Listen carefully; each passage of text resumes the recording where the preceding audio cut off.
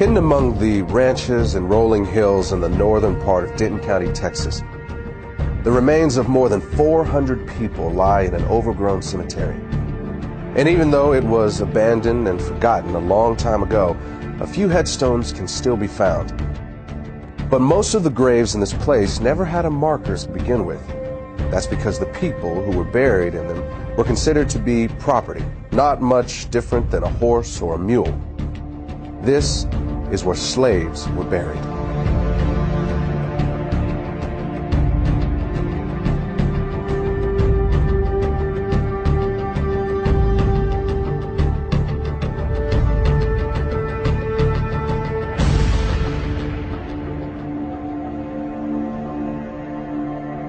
Hello, my name is Marcus Lloyd.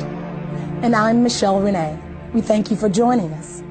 If you are African American, you and I will always be connected to the people whose bodies lie in that cemetery. Our ancestors may have worked alongside of them in the same cotton fields. They could have been bought and sold at the same auction houses or had chains hammered around their necks by the same overseer. Some of them may have even been hunted down by the same slave catcher or whipped by the same master. For almost 250 years, our people were held in bondage. And today, this period of history has come to be known by an ancient Swahili word. It's called the Ma'afa. And it began when the first Africans were shackled to the bottom of a slave ship. But the irony is that it did not end when the slaves were freed. In fact, it hasn't ended yet. And as you're about to see, a hidden racial agenda is keeping the Ma'afa alive into the 21st century. What shall be done with the 4 million slaves if they are emancipated? This question has been answered and can be answered in many ways. Primarily, it is a question less for man than for God, less for human intellect than for the laws of nature to solve. Our answer is, do nothing with them. Mind your business and let them mind theirs. Your doing with them is their greatest misfortune. They have been undone by your doings, and all they now ask and really have need of at your hands is just to let them alone. Frederick Douglass, 1862. It is the stupidity of man to think that he can do evil, even some monstrous evil, and it won't have any backlash on himself. But of course, it seldom works that way, and the moment he figures that out, he starts looking for a way to avoid the repercussions of what he's done. This is what happened with slavery. In the early 1800s, as it began to look like the end of slavery might be on the horizon, white America started to be concerned that a day of reckoning was coming. The primary fear for the average person was of retribution and insurrection, and that was a reasonable fear. After all, it's illogical to think that you can do to a whole group of people what was done to African Americans and think that they will just take it lying down forever. And of course, there were things like the Nat Turner uprisings. But for the wealthy elite, their fears went beyond things like insurrection. They were worried about the financial impact. Remember, it was not just the cotton plantations that profited from slavery. Whether you're talking about the banks or the insurance companies, the railroads, even the newspapers, the fact is that almost every aspect of the American economy was at some level or another invested in the slave business. You also need to recognize that for the wealthy elitists who controlled this system, slaves were an asset as long as they were slaves. But at the moment they are set free, they become a liability. And what the elite knew was that the end of slavery would instantly release 4 million people into the economy who had been kept uneducated and effectively unemployable anywhere but the cotton field. And what they were concerned about was that this was going to bankrupt the American economy. Taxes were going to go through the roof to take care of these people. Crime was going to be rampant. The prisons were going to be flooded. There was going to be this population overrun. And in the North, the biggest fear was migration from the South of these black people. The other fear that these people had was intermarriage between blacks and whites would lead to a loss of racial purity. The question was, what were they going to do about it? And their initial thought was that they would just send all the slaves back to Africa. This plan was called colonization, and it had broad support among the wealthy elite. In fact, the American Colonization Society was even funded by the United States Congress. But in the end, colonization proved to be unworkable, and the idea was eventually scrapped. But about that same time, a new philosophy was emerging in the world. It was called eugenics, and for some, it seemed like the perfect solution to what had become known as the Negro dilemma.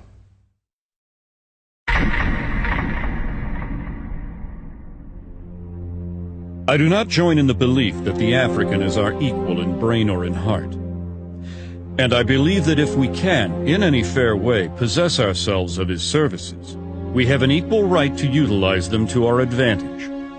Francis Galton, 1857. Francis Galton is known as the father of eugenics. He actually coined the phrase eugenics. So he believed in trying to increase those he felt were superior in stock and decrease those he felt were inferior. Francis Galton came from a very wealthy family, a family that made its wealth from the slave trade. And what a lot of people don't know is that Francis Galton was a cousin to Charles Darwin. Francis Galton took Charles Darwin's philosophies and ideas and thoughts, and he actually put them into practice, and that's what we know today as eugenics. Eugenics and evolution are related in that they both see what they consider to be the highest form of primate, such as the gorilla, as almost indistinguishable from what they consider the lowest form of human, the African and the Aborigine. At some future period, not very distant as measured by centuries, the civilized races of man will almost certainly exterminate and replace the savage races throughout the world. The break between man and his nearest allies will then be wider, for it will intervene between man and a more civilized state, and some ape as low as a baboon, instead of as now between the Negro or Australian and the gorilla. Charles Darwin, 1890. Charles Darwin is very well known for writing The Origin of Species in the 1800s. This book gave rise to evolutionary theory.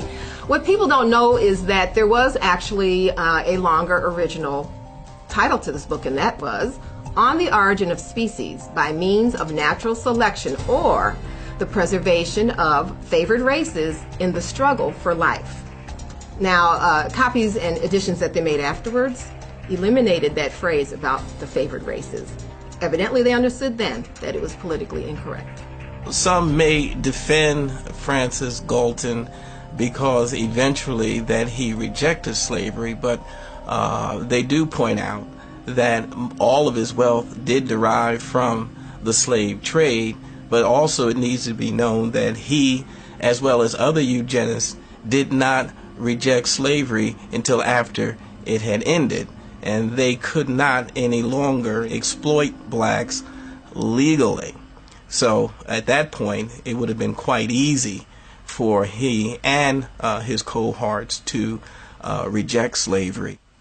I think this is a point that we all have to really realize, that the eugenics movement was not invented by the everyday average white American, but by a select group of wealthy white elitists that had often used this ideology to pit all of white America against black America. And so we see that indeed that truly is the case even to this day. Average Negroes possess too little intellect, self-reliance, and self-control to make it possible for them to sustain the burden of any respectable form of civilization without a large measure of external guidance and support. Francis Galton, 1873.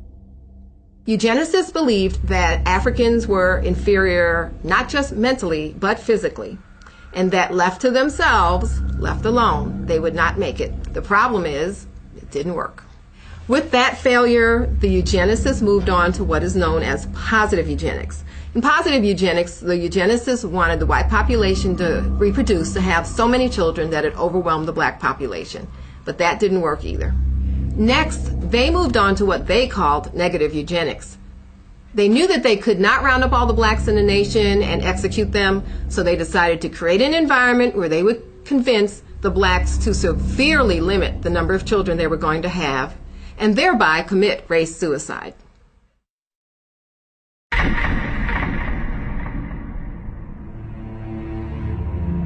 The problem of the socially fit must be treated not as one of color, but as a problem of the spread of feeble-mindedness. Dr. Charles Davenport, 1913, director of the Eugenics Record Office, Cold Spring Harbor, New York, and co-founder of the American Eugenics Society.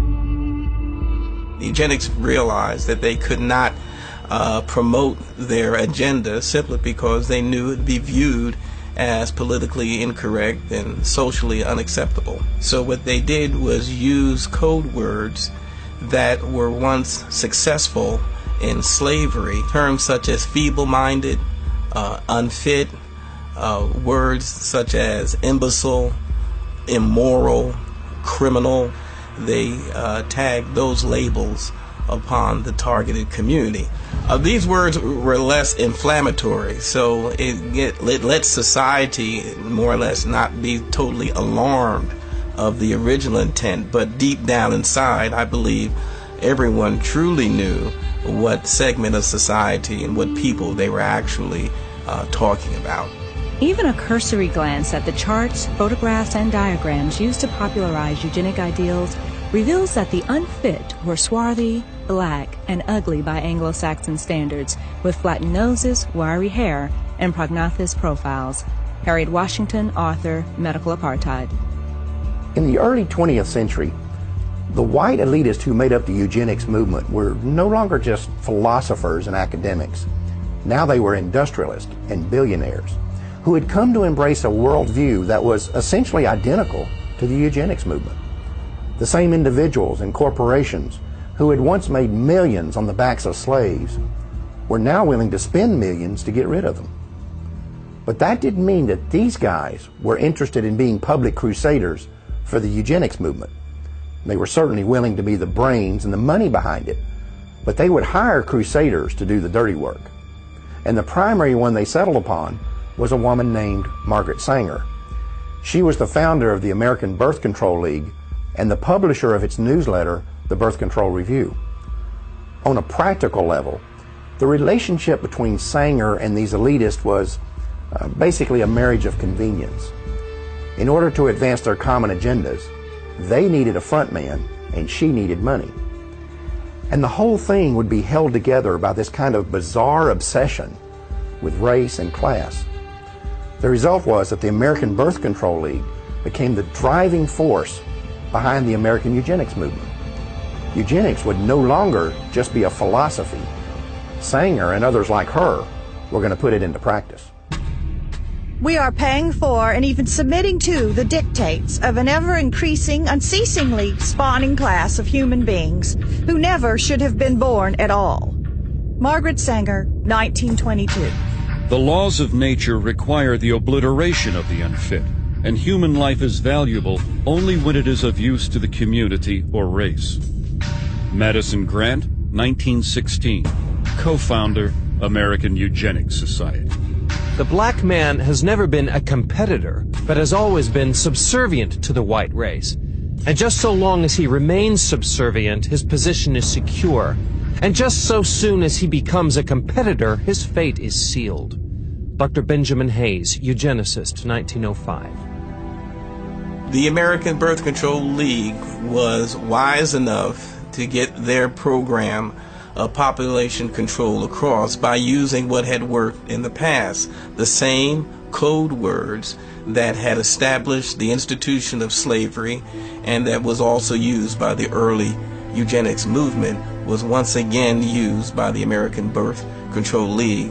The Margaret Sangers of those days did not come out and say they were trying to eliminate black people. What they did say, they were trying to rid society of the feeble-minded. They were trying to rid the society of the criminal.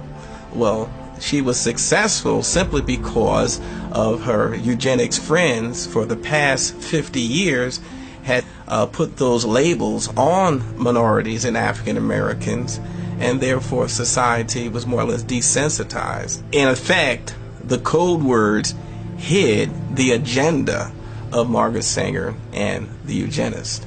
At that time, they did shift over to what they call the quality of life. It was a philosophy unquestionably used to target the poor simply because what the quality of life at its core meaning was that poor people really didn't have a reason to live. Only the white, those with status, had any chance of a meaningful or purposeful life. The solution for the poor now was not to eliminate the circumstances that would cause poverty. Their solution now was to eliminate the poor, eliminate the impoverished, and just wipe them off the face of the earth. The practice of birth control among the majority of colored people would probably be more eugenic than among their white compatriots. The dissemination of the information of birth control should have begun with this class, rather than with the upper social and economic classes of white citizens. Walter Terpening, Birth Control Review, 1932. In virtually every community where Negroes dwell, one finds them in fat times and lean alike, contributing a disproportionate number to the roles of the dependents and delinquents. They make excessive demands on the white man's charity and overtax his patients. Newell Sims, Birth Control Review, 1932. Arthur Madison Grant was a co-founder of the American Eugenics Society and an officer of the New York Zoological Society. In 1906, he had authorized an exhibit at the Bronx Zoo in which a 22-year-old African named Ota Benga was displayed in a cage in the monkey house. Sharing the cage with Benga was an orangutan.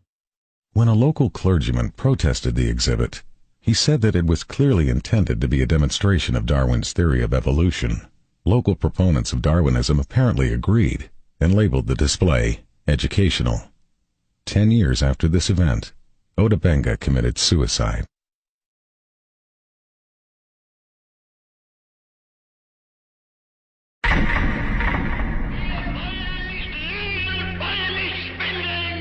During Hitler's regime, the Germans were supplied with elaborate charts and complicated theses supposedly proving the superiority of the German people.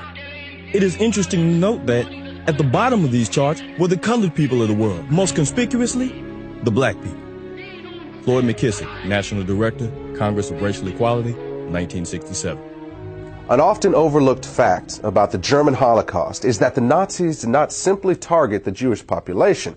They went after the black community as well.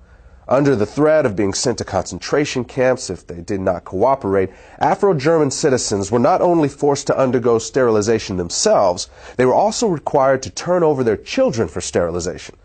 In his book Mein Kampf, Adolf Hitler explained the motivation behind such programs. The Jews were responsible for bringing Negroes into the Rhineland. It suits the purpose of the cool, calculating Jew who would use this means of introducing a process of bastardization in the very center of the European continent, and, by infecting the white race with the blood of an inferior stock, would destroy the foundations of its independent existence. Adolf Hitler, Mein Kampf. The Nazi attitude toward blacks was clearly defined in a 1944 book by Robert Ley, who was the head of the German Labor Front. Ley characterized the Jewish race as a disease-riddled parasite that had been created by unnatural inbreeding between white men and the racially inferior Negro. He described the result as a racial swamp that would eventually destroy the natural superiority of the Aryan race. Another Nazi publication described blacks as African brutes who had not been tamed even by centuries of slavery. It went on to say that any effort to assimilate people of African descent into civilized society was a waste of time, and that the lynchings of blacks in America did not merit any regret.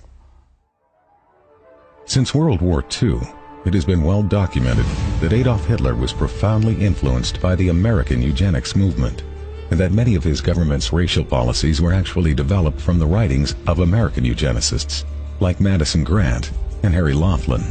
In fact, Hitler referred to Grant's book, The Passing of the Great Race, as his Bible.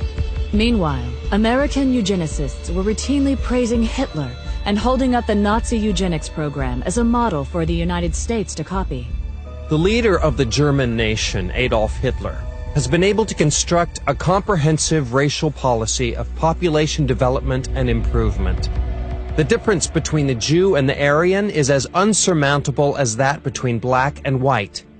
Germany has set a pattern which other nations must follow. Dr. Clarence Gordon Campbell, 1935, President, Eugenics Research Association, New York. Among those American eugenicists who most strongly supported the Nazis was a member of the American Eugenics Society, a director of the American Birth Control League, and a writer for the Birth Control Review. His name was Lothrop Stoddard. As an avowed racist, Stoddard was the author of a book called The Rising Tide of Color Against White World Supremacy, which was widely promoted by the Ku Klux Klan. In another book, The Dragon and the Cross, Stoddard was identified as the exalted Cyclops of the Massachusetts chapter of the Klan. Non-white races must be excluded from America. The red and black races, if left to themselves, revert to a savage or semi-savage state in a short time. Lothrop Stoddard, Director, American Birth Control League. On the 19th of December, 1939, during a 4-month stay in Germany, Stoddard was given a personal meeting with both Adolf Hitler and the man who would eventually be in charge of the Nazi Holocaust, SS leader Heinrich Himmler. Later, when a course on race was introduced at Halle University in Germany, its instructor stated that it would be modeled on the philosophies of American eugenicists, including Lothrop Stoddard. Eventually, Stoddard's racial views would even be featured in Nazi school textbooks. The white race divides into 3 main subspecies: the Nordics, the Alpines, and the Mediterraneans. All 3 are good stocks, ranking in genetic worth well above the various colored races. Lothrop Stoddard, Director, American Birth Control League. To eliminate blacks from Germany, one of the people Hitler called on was a eugenicist who had once written that blacks are an inferior race of savages who should only be allowed to survive as long as they are of use to the Aryan race. His name was Eugen Fischer, and about 20 years earlier, he had been one of the leaders of a system of concentration camps in southwestern Africa, where blacks were rounded up to be executed, experimented on, or held as free labor. Under Hitler, Fischer would serve on committees that planned the sterilization of all blacks in countries that came under German control.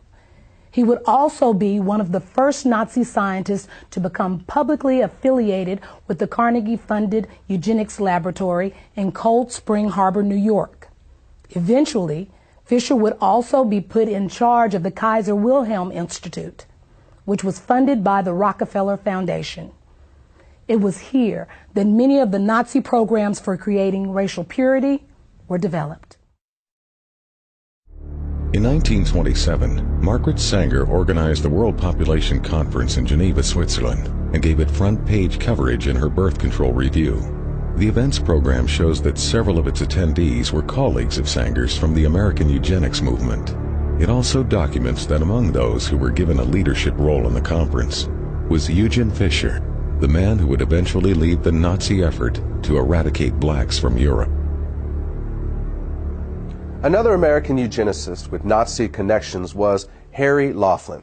Now, he was an official with both the American Eugenics Society and the American Birth Control League, and in 1928 his plan for using forced sterilization to eliminate those who might produce what he called degenerate offspring was published in the Birth Control Review. In 1936, Laughlin led an effort to distribute the English language version of a Nazi eugenics film to audiences in the northeastern part of the United States. He had acquired the rights to the film from the Race Policy Office of the Nazi Party and, with the help of 2 other American eugenics organizations, had mailed literature to biology teachers at 3,000 U.S. high schools, urging them to show it in their classrooms. Later that year, Laughlin was praised in a Nazi newspaper and awarded an honorary degree from the University of Heidelberg for his contributions to the Nazi eugenics effort. In the 1930s, a German psychiatrist named Ernst Rudin was named president of the International Federation of Eugenics in Cold Spring Harbor, New York, which was funded by the Carnegie Corporation. And in 1933, his call for racial purity was published in the Birth Control Review. Later, Rudin would be chosen by Hitler to write Germany's eugenics laws, and at one point, he personally helped the Gestapo round up and sterilize several hundred blacks, who they referred to as Rhineland bastards. After the war, Rudin would be identified as one of the architects of the barbaric medical experiments that the Nazis carried out in their concentration camps. It may be possible that Hitler actually got the idea for concentration camps while studying the American eugenics movement. In 1919, the state of Indiana had allocated $300,000 to create a work colony in the city of Butlerville, where those who were labeled feeble-minded would be incarcerated. Then in 1932, Margaret Sanger called for the United States government to set aside farms and open spaces where certain groups of people would be segregated from the rest of society. She proposed that, among others, the illiterate, the unemployed, and the poor should be forcibly kept in these areas until they developed what she called better moral conduct. It was later discovered that under the Indiana program, the state was allowed to label someone feeble-minded if they were poor or did not do well in school, or if the state considered them to be shiftless or have insufficient moral judgment. But it's important to understand that this Indiana campaign was not unlike those in other states. For example, a eugenics project conducted in Massachusetts during the late 1920s proposed sterilization for young girls who were diagnosed as defective, which could include being unwed and pregnant, financially poor, or if the state labeled them socially undesirable. In addition, boys as young as 14 could be castrated for showing signs of kleptomania or for exhibiting what was described as solitary behavior. In a single incident during 1935, the Nazis sterilized the children of over 600 German women because it was reported that those children had been fathered by black men. When news of this reached the United States, a member of the American Eugenics Society named Walter Ashby Plecker wrote a letter to the German Bureau of Human Betterment and Eugenics, praising them for the action and expressing his hope that not one child had been missed. 10 years earlier, Plecker had written that the black population was the greatest problem and most destructive force which confronts the white race and American civilization.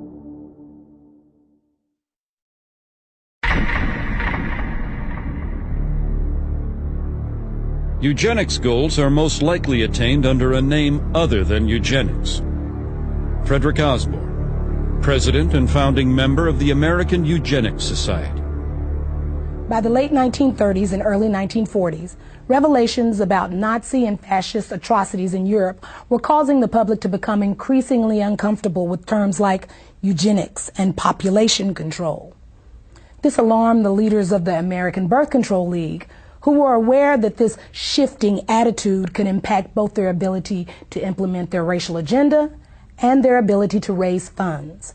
They were also aware that the connections between the American Birth Control League and the Nazis were starting to become known. Marketing research had shown them that in this environment, they needed to move away from words like control in favor of less threatening words like planning. So in 1942, they changed the name of the organization.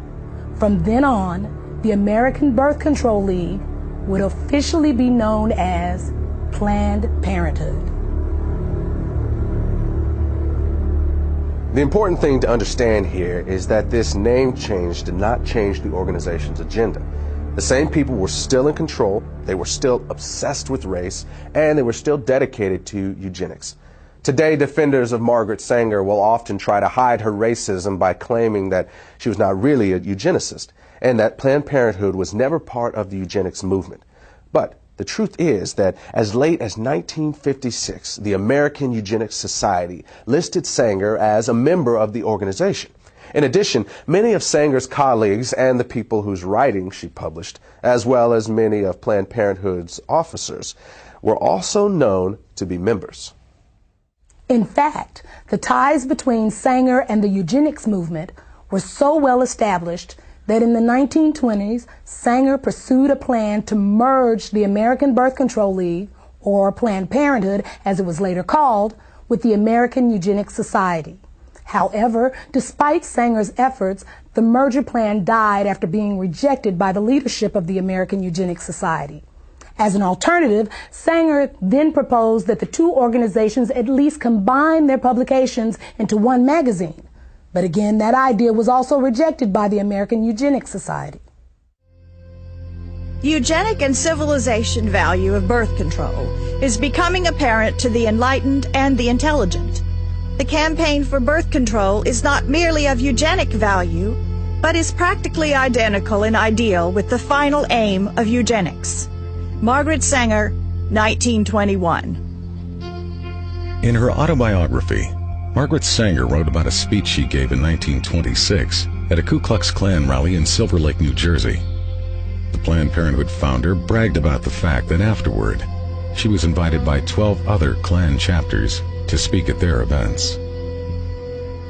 At about the same time the American Birth Control League was changing its name to Planned Parenthood, a lot of books and reports began coming out that attempted to put a happy face on eugenics, and many of them were written by people that were associated with Planned Parenthood. The strategy here was obvious.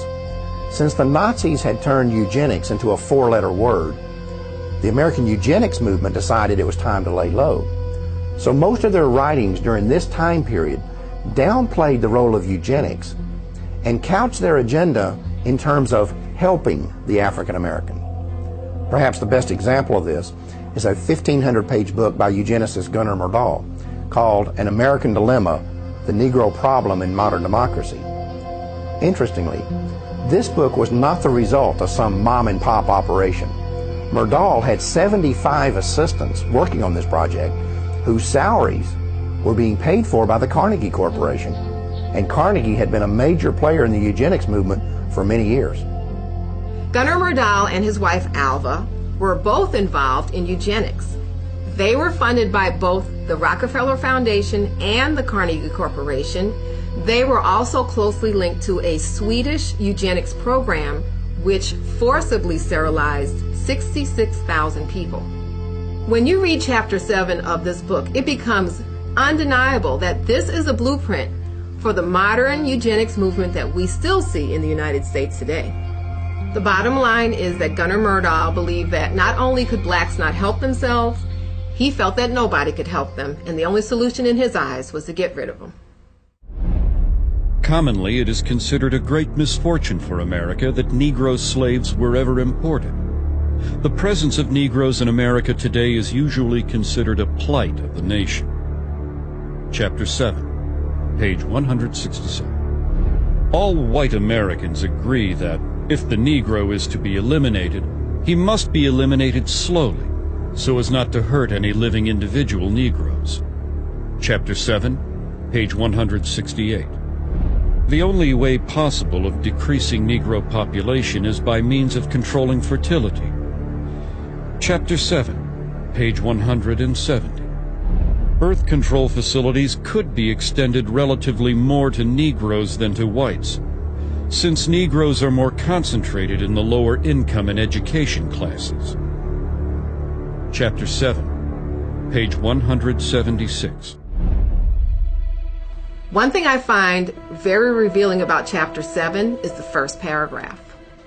Myrdal uses U.S. Census Bureau figures to show that between 1790 and 1940, the black population in the United States increased 17 times. At the same time, those Census Bureau figures show that the white population increased 37 times. However, neither Myrdal nor any other eugenicist wrote anything about what to do about that part of the population that was increasing twice as fast as the black population. Gunnar Myrdal's book on how to resolve what he called the Negro Problem was published in 1944 by Harper and Brothers of New York.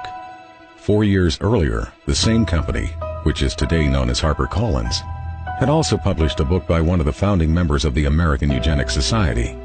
At the time that Harper and Brothers published these books, its president was a man named Cass Canfield, who would later become the national president of Planned Parenthood.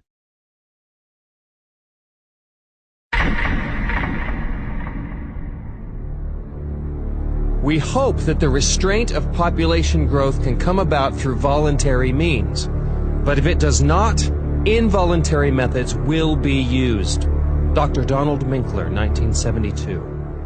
Donald Minkler was the president of the American Association of Planned Parenthood Physicians and a member of the board of directors of Planned Parenthood Federation of America. Like many of those in the eugenics movement, he understood that their plans would not always be voluntarily adopted, and that the use of governmental coercion or even force might one day be necessary. The idea of forced eugenics was not something that suddenly developed in the 1970s. In a 1929 speech, American eugenicist Samuel Holmes had proposed that mandatory birth control should be used as a tool to eliminate what he called the menace to the white race that had been created by increases in black population. His solution was to have a quota system in which the right to have a child would be controlled by the government and determined by race. At the time, Holmes was on the National Council of the American Birth Control League, which would later become known as Planned Parenthood. Then, in 1936, eugenicist Julian Huxley proposed that the genetically inferior classes could be made to have fewer children if they were denied easy access to welfare. Another part of this proposal was that medical care to these same people should be restricted in order to reduce the survival rates of the children they did have. He also called for the forced sterilization of anyone who was unemployed beyond a certain length of time. Huxley was later honored by Planned Parenthood and was a featured speaker at one of their annual conventions. The reality is that the views of people like Samuel Holmes and Julian Huxley were never uncommon within the American eugenics community. In 1969, a professor at the University of California, Dr. Garrett Hardin, called it insanity to rely on voluntarism to control population. Hardin was a member of the American Eugenics Society and an outspoken advocate of government-enforced birth control, saying that citizens should be willing to give up their right to breed for the betterment of society.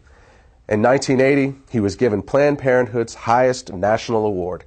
He and his wife would later kill themselves in a joint suicide pact. There were, of course, some within the eugenics movement who were uncomfortable with the idea of using force, and they would often express their reservations about it in public. But when pressed, virtually none of them would rule it out, including Planned Parenthood founder Margaret Sanger. I consider that the world and almost our civilization for the next 25 years is going to depend upon a simple, cheap, safe contraceptive to be used in poverty-stricken slums, jungles, and among the most ignorant people. Even this will not be sufficient, because I believe that now, immediately, there should be national sterilization for certain dysgenic types of our population who are being encouraged to breed and would die out were the government not feeding them. Margaret Sanger, 1950. This was written by Sanger in a personal letter to Catherine Dexter McCormick. McCormick was an heir to the international harvester fortune and would later use part of her immense wealth to fund the development of the birth control pill.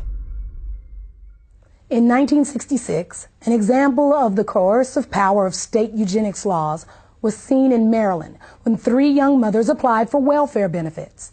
All 3 were arrested for child neglect, even though the authorities never claimed to have any evidence of abuse or neglect. Instead, the women were held under a state law which stated that simply being unmarried and pregnant was child neglect. The judge in this case warned the women that if they ever became pregnant again, the state would take custody of all their children. Officials in Prince George's County, where the arrest took place, stated that welfare recipients could avoid being prosecuted under this law by submitting to state-sponsored birth control education.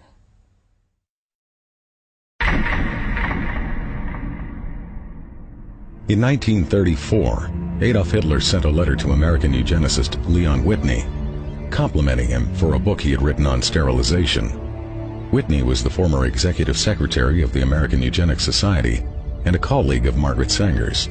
Sanger also published his writings in the Birth Control Review. In the book that Hitler was praising, Whitney had written that America could eliminate what he called the slum elements of society by sterilizing the lowest 25% of its population. He claimed this was necessary because such people are too stupid to understand or practice even simple methods of contraception. Besides, he said, the country would hardly miss them. One of the people he was talking about was named Elaine Riddick. At the age of 13, I became pregnant. I was raped by a guy that lived across the street from me. He snatched me off the street and molested me and threatened my life and said if I ever told anyone that he would kill me. When they was delivering my son, they sterilized me at the same time.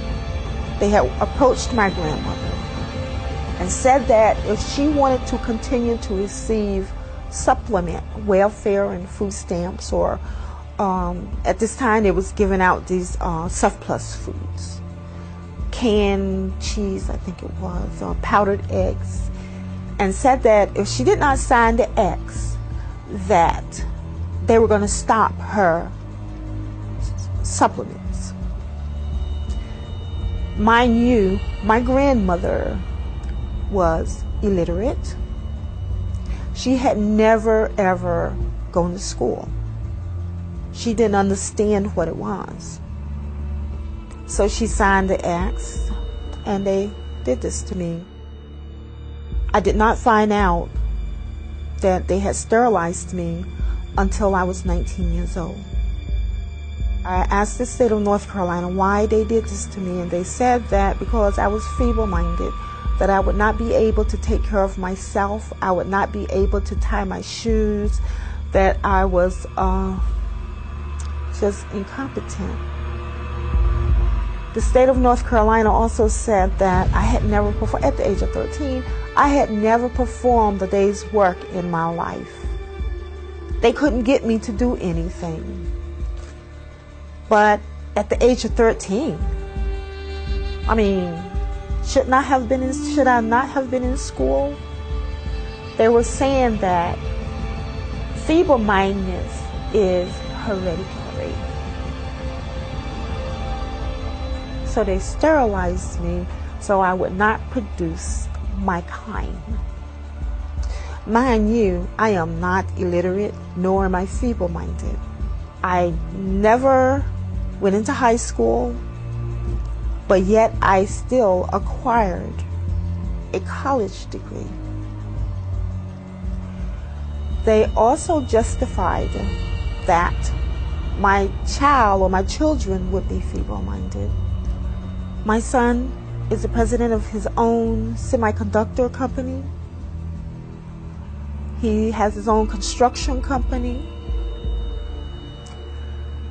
And he has his own real estate company. I mean, how can you think that your government allowed or allowing these things to happen to a person, a life? You can't say nothing, you have no rights. To me, they took away all of my rights. They sterilized kids from my understanding and my knowledge as young as 8 years of age. I don't know what an 8-year-old can do that could cause them to do this to them. The only reason I can give myself is that because they're black. In 1961, social worker Sue Casebolt had been installed as the executive secretary of the North Carolina Eugenics Board.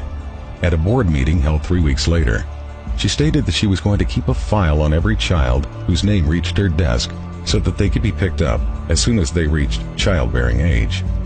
Casebolt was still on the board in 1968 when it approved the sterilization of 14-year-old Elaine Riddick. It is better for all the world if instead of waiting to execute degenerate offspring for crime or to let them starve for their imbecility, Society can prevent those who are manifestly unfit from continuing their kind. 3 generations of imbeciles are enough. Oliver Wendell Holmes, U.S. Supreme Court Justice, 1927. Holmes made this statement in his ruling on the constitutionality of Virginia's forced sterilization law. It mirrored the views of President Theodore Roosevelt, who had originally appointed Holmes to the Supreme Court. In a 1913 letter to American Eugenics Society founder Charles Davenport, Roosevelt had stated that the country had no business allowing citizens of the wrong type to reproduce. In 1907, Indiana had become the first of more than 30 states to pass sterilization laws, and some of those laws stayed on the books well into the 1970s.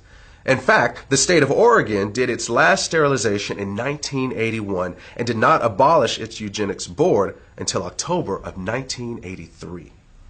Some states practice sterilization without ever creating an official eugenics board.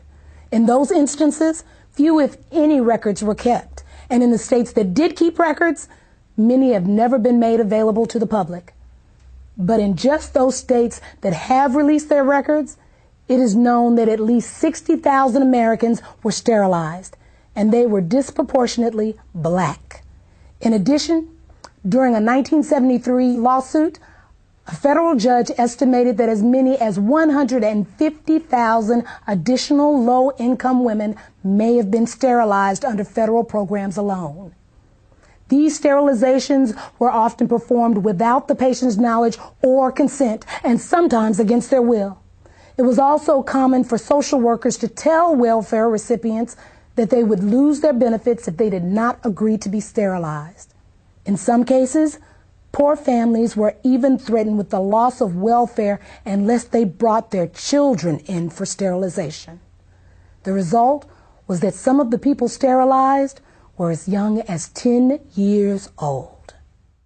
In the first 6 months of 1972, one hospital in Aiken County, South Carolina, sterilized over 1/3 of the Medicaid patients who were there to give birth, and all but one of these women were black.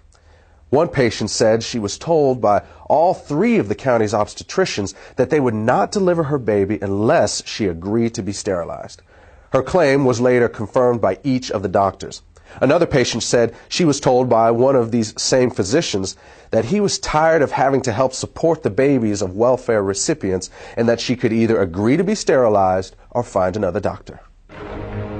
The law of nature says that only the fit shall survive.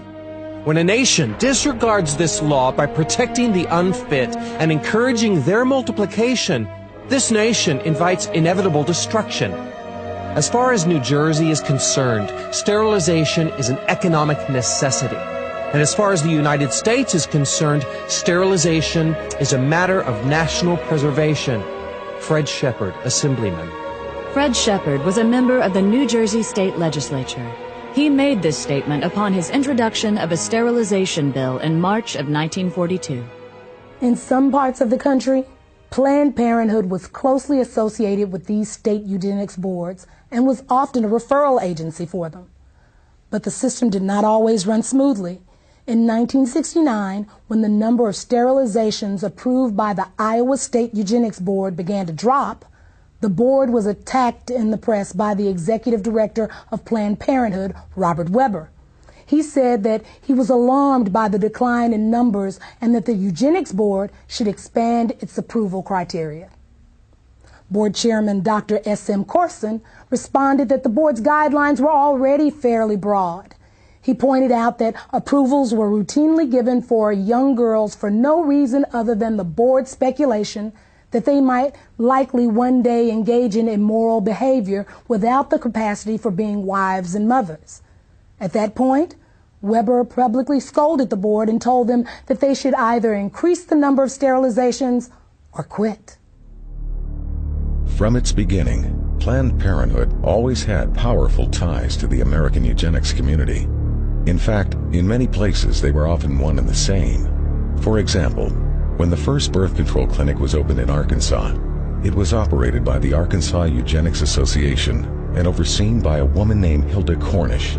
Later, the Arkansas Eugenics Association would become the Arkansas State Affiliate, of Planned Parenthood, and Cornish would be named its executive director. During the 4 months that American Birth Control League director Lothrop Stoddard was in Nazi Germany, he not only met with Hitler and SS chief Heinrich Himmler, he also attended one of the Nazi eugenics courts. The first case I saw looked like an excellent candidate for sterilization.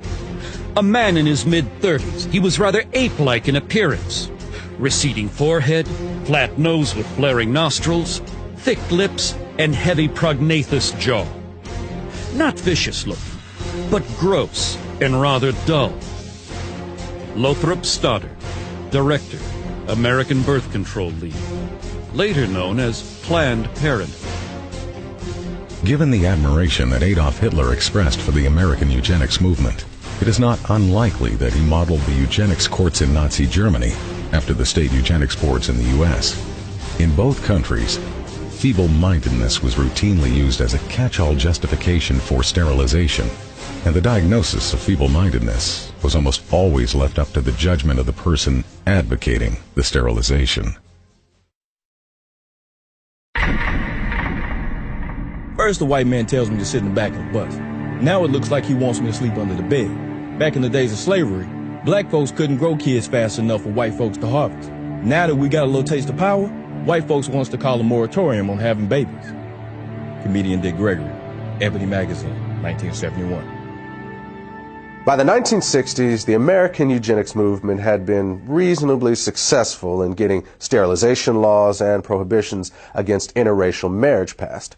They also had some success in getting states to mandate sterilization for those convicted of even non-sexual crimes, and some states began to require sterilization as a condition for receiving welfare or health care. Meanwhile, another state proposed jail time for anyone who had a child out of wedlock unless they agreed to be sterilized, and at least one state required sterilization as a condition of being released from custody. But these laws were not producing the results Planned Parenthood and others in the eugenics movement wanted. They also began to fear that federal courts were going to eventually rule that these kinds of measures were unconstitutional. At about the same time, however, something new was being introduced to American society. It was called the birth control pill, and the eugenics movement quickly saw it as the perfect solution for controlling the population of people they had always seen as oversexed, unsophisticated, and lazy. But what they would eventually discover is that while the pill was enthusiastically embraced by whites, it was generally rejected by blacks, despite the fact that Planned Parenthood focused its marketing on the African American community and located the vast majority of its facilities in black neighborhoods. What Planned Parenthood and the rest of the eugenics movement did not count on was that many blacks did not want to reduce their numbers. In fact, they saw high birth rates as the most effective way to increase their power in the American political system. The other reality was that an increasing number of African Americans were becoming suspicious that a hidden agenda was behind the birth control revolution. Even those who once supported the idea of population control were beginning to sense that it actually meant black population control. This feeling was evident in June of 1970 when the Black Caucus walked out of the first National Congress on Optimum Population and Environment being held in Chicago. Felton Alexander of the National Urban League and the chairman of the Black Caucus said the action was taken because of clear and unmistakable evidence that the purpose of the conference was to legitimize the extermination of the black population. By this time, many other civil rights advocates were beginning to see the same thing.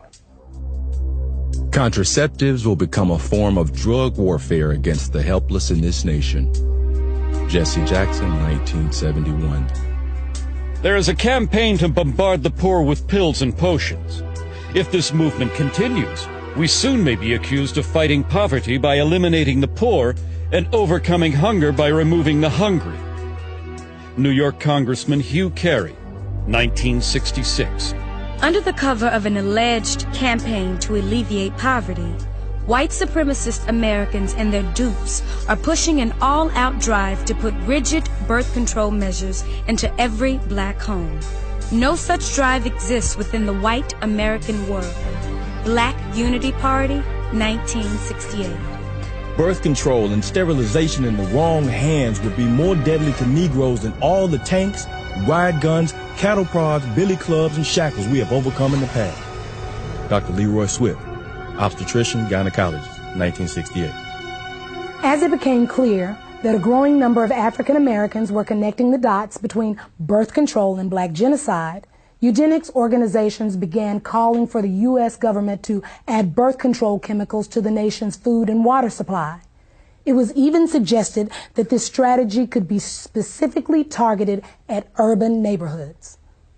This idea was widely embraced in the eugenics movement and taken seriously enough by the government to be discussed at a 1969 meeting at the United Nations.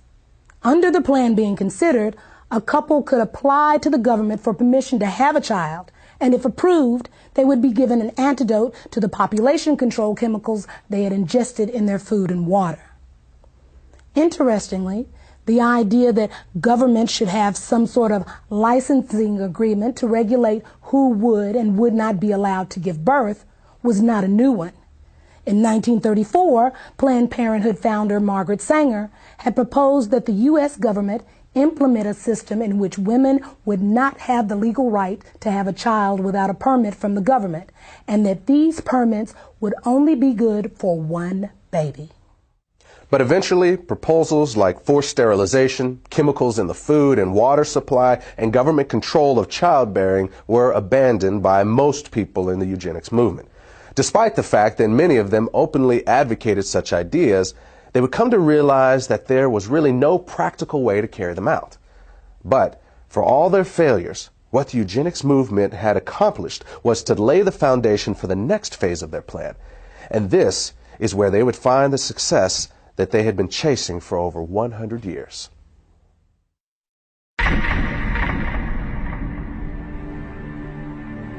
What would you say is now the #1 cause of death in the African American community? Heart disease. Oh, HIV/AIDS. Diabetes, cancer, AIDS. I'll say heart disease. AIDS. From what I heard, it's probably AIDS, you know. Probably heart disease. I think heart disease. HIV.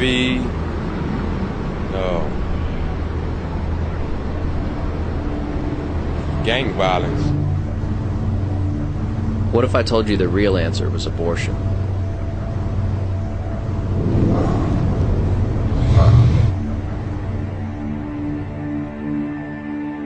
Since 1973, legal abortion has killed more African Americans than AIDS, cancer, diabetes, heart disease, and violent crime combined.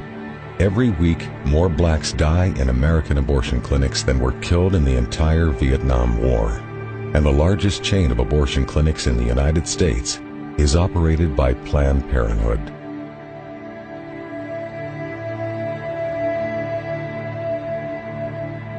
We have now reached a point in this country that African American women, though they make up 12% of the population, they account for 37% of the abortions.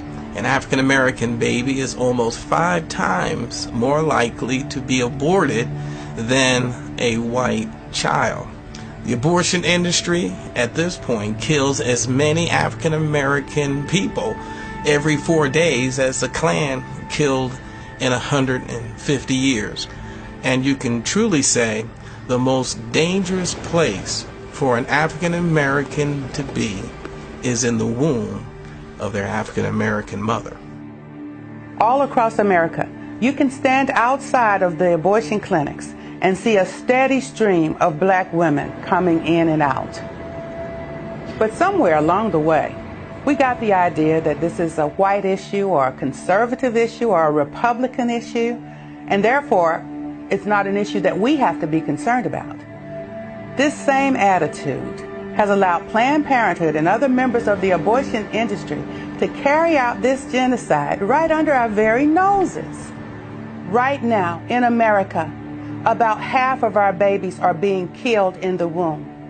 And in certain parts of America, more of our babies are being aborted than are being born. When 17,000 aborted babies were found in a dumpster outside of a pathology laboratory in Los Angeles, California, some 12 to 15,000 were observed to be black. Irma Clardy Craven, Chairman, Minneapolis Commission on Human Rights and Secretary of the Urban League.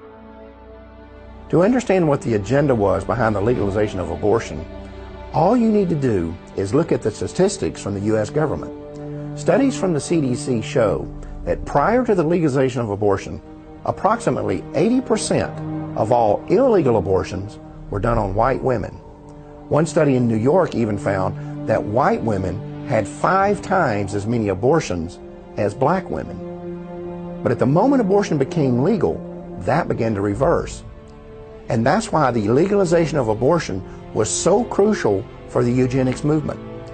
Legalization created the ability to market abortion in the black community. And from a eugenics standpoint, that changed everything. These people cannot have it both ways. First, they say that birth control will reduce the number of abortions. Then they flood our neighborhoods with birth control clinics. And what's the result? Our abortion rate skyrockets. So either they lied about the fact that birth control would reduce abortions in our neighborhoods, or this is the results and the purpose they wanted from the beginning. At this point, I truly have the tendency to believe the latter.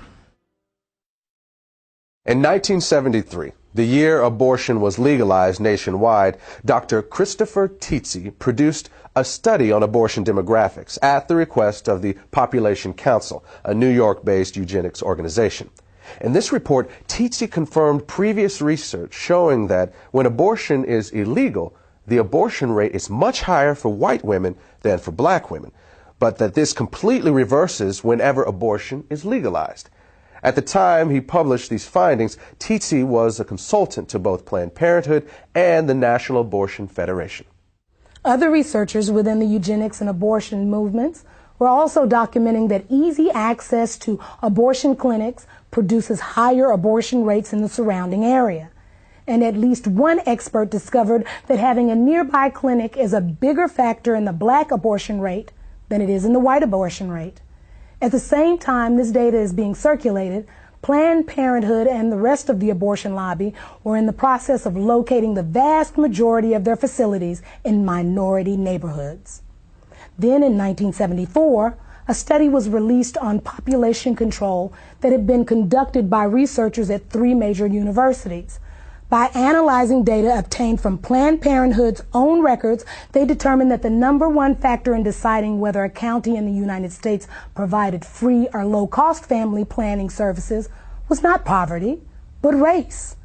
The researchers said their findings seemed to support the contention of many civil rights activists that such programs are less intended to assist the poor than they are to control the growth of the black population.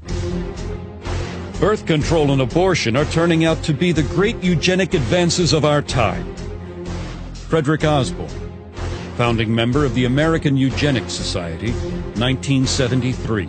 The best way to hate a nigger is to hate him before he is born. Leander Perez, Louisiana State Judge, 1970. 2 years after the director of Iowa Planned Parenthood had publicly attacked the state's eugenics board for not approving enough sterilizations, a bill was introduced in the Iowa legislature to legalize abortion. Despite having the support of both the state Republican Party and the state Democratic Party, as well as strong backing from the governor, the bill would be defeated almost single-handedly by the only African American in the Iowa legislature. Proponents have argued this bill is for blacks and the poor who want abortions and can't afford one. This is the phoniest and most preposterous argument of all.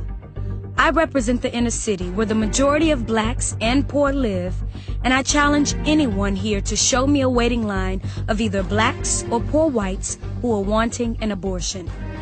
Iowa State Representative June Franklin, Democrat, 1971. From the beginning, it was obvious that racism was the driving force behind the eugenics movement.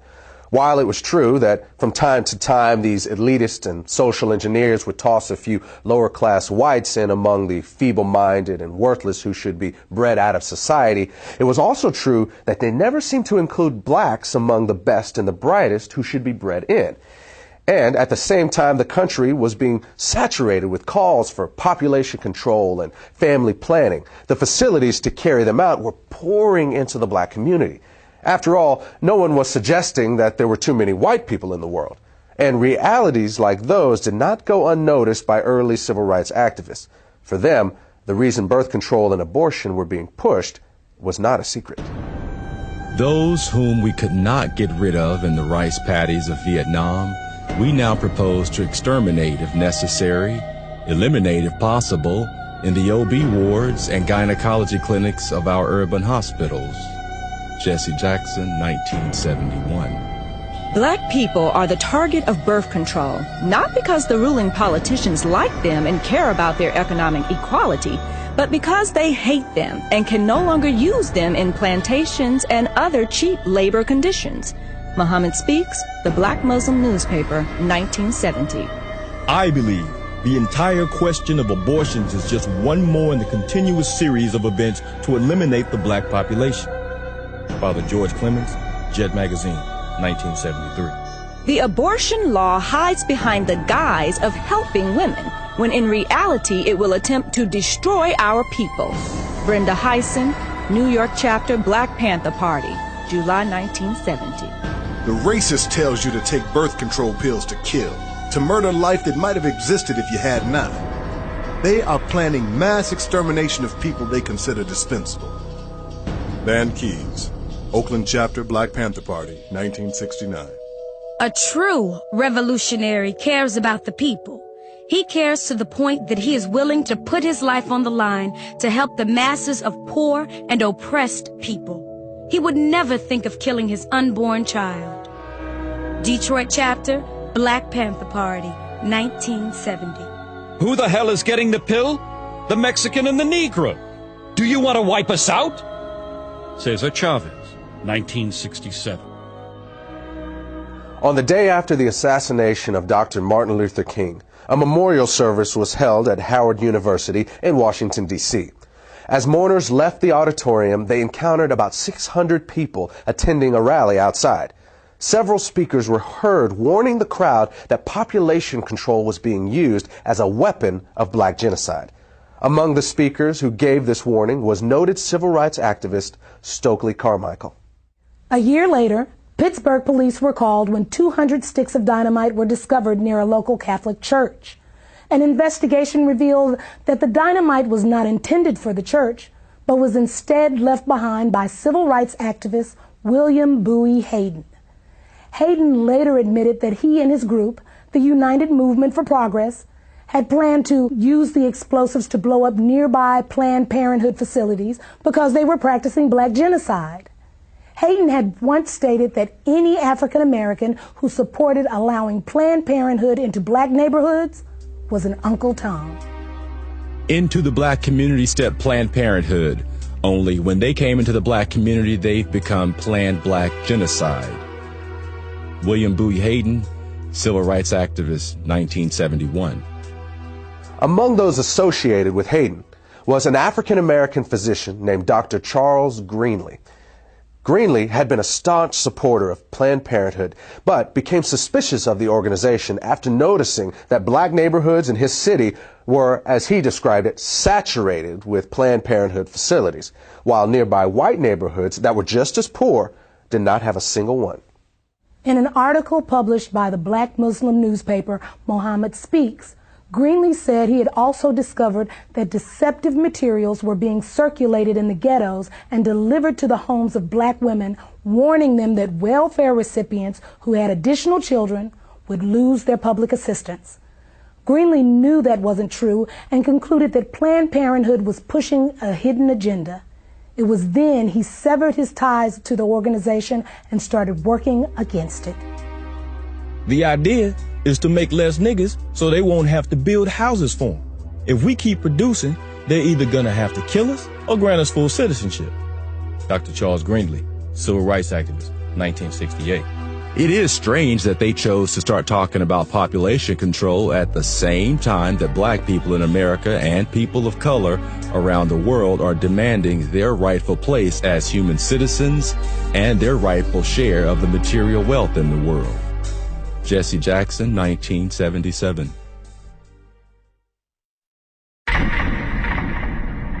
It is interesting how everyone assumes that the pro-life movement in America began in 1973 with Roe versus Wade. But we who were around during the civil rights movement and struggle of the 1960s, we know that the first anti-abortion groups were organizations like the Black Panthers, the Nation of Islam, and other community organizations. These folks were speaking out against both birth control and abortion long before the contemporary pro-life groups of today existed.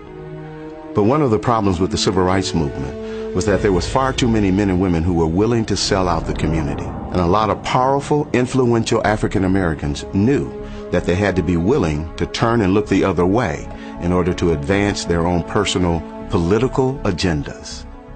In 1972, those members of the Congressional Black Caucus, such as Charles Diggs, did not trust the abortion industry or those who were espousing population control or family health, and they were suspicious of them. But when the money began to flow, and just as it was with Jesse Jackson, when he found out that indeed he could get funding and monies to run for presidents from these people, he flip-flopped in his position, because he once said abortion is black genocide.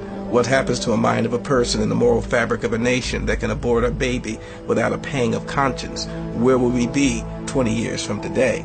But when Reverend Jesse Jackson realized he needed money to run for president, all of a sudden the most important civil rights issue is a woman's right to choose. In 1975, Jesse Jackson called for the ban of abortion through a constitutional amendment. And in an interview in Jet magazine, he referred to abortion as genocide. But Jesse Jackson, on the other hand, wanted to become president.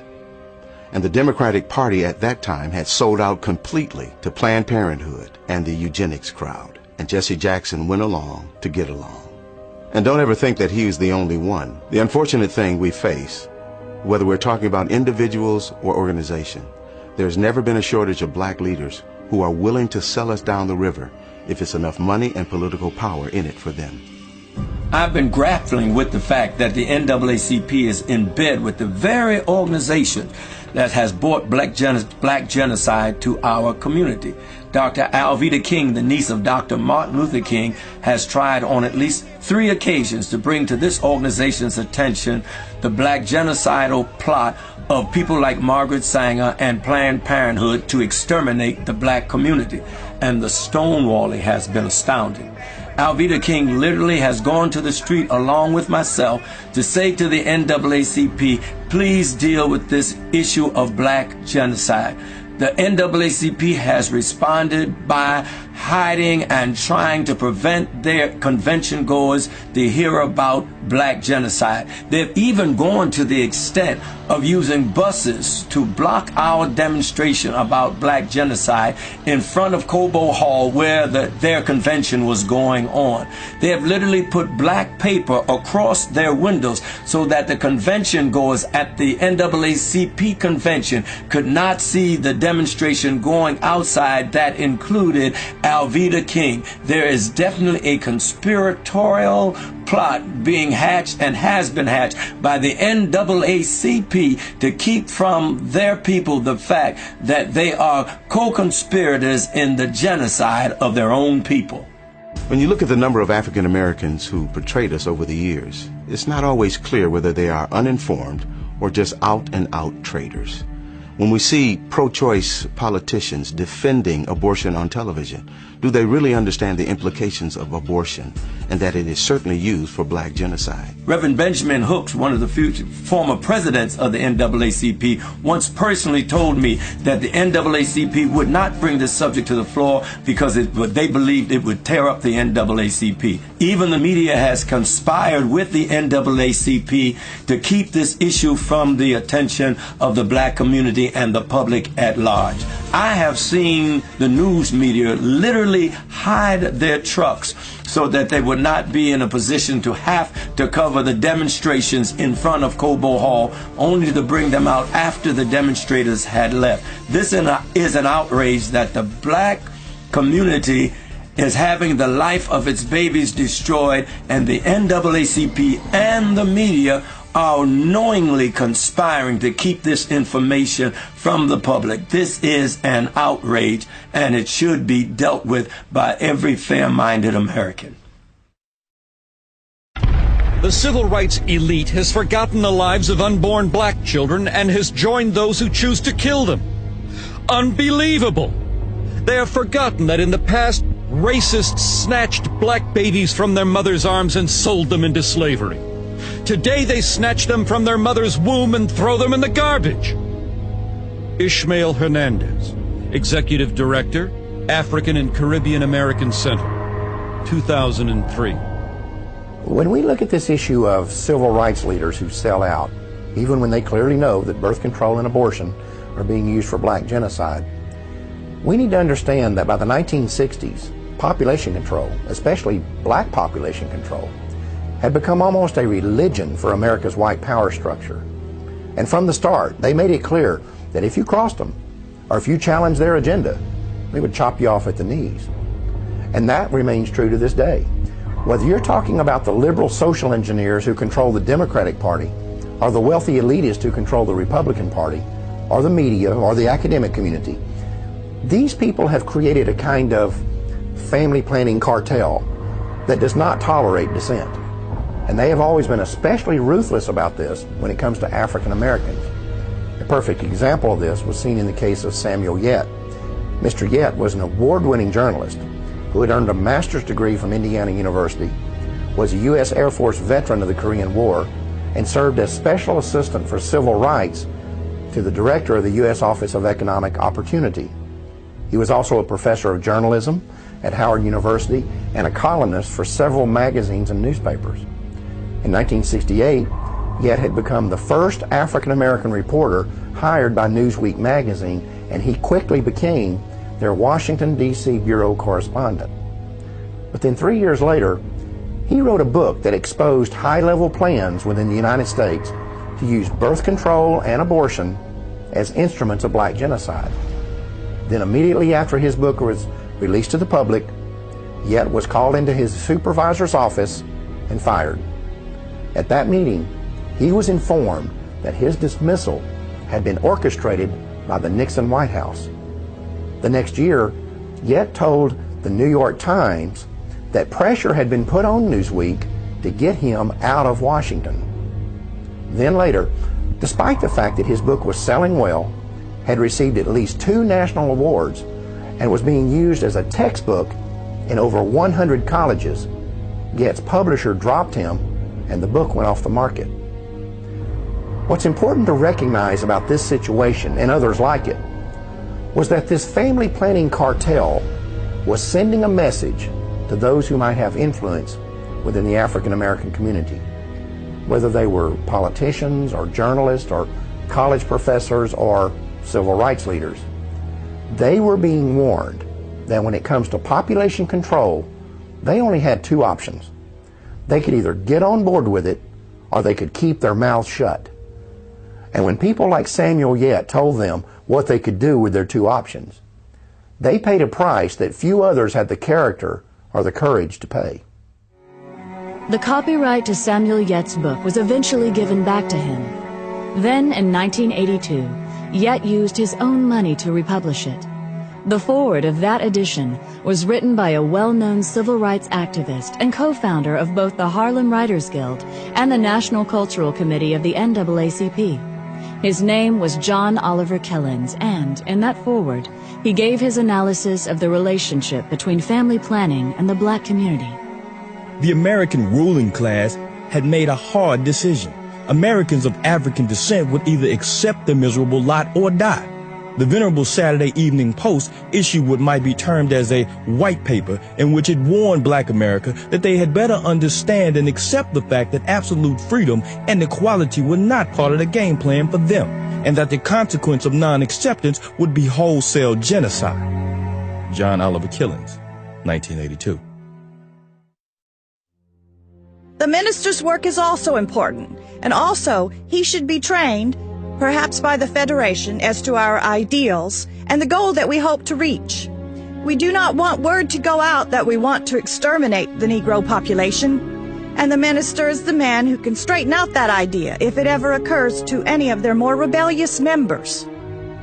In 1939, Margaret Sanger wrote that in a letter to fellow eugenicist Clarence Gamble regarding the American Birth Control League's Negro Project.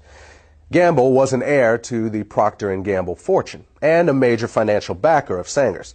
He also provided funding for other eugenics projects and even gave money directly to the North Carolina Eugenics Board that sterilized Elaine Riddick. In fact, in 1947, he called for the expansion of that state's sterilization program, saying that for every feeble-minded person sterilized, 40 more were polluting and degrading the bloodlines of future generations with their defective genes.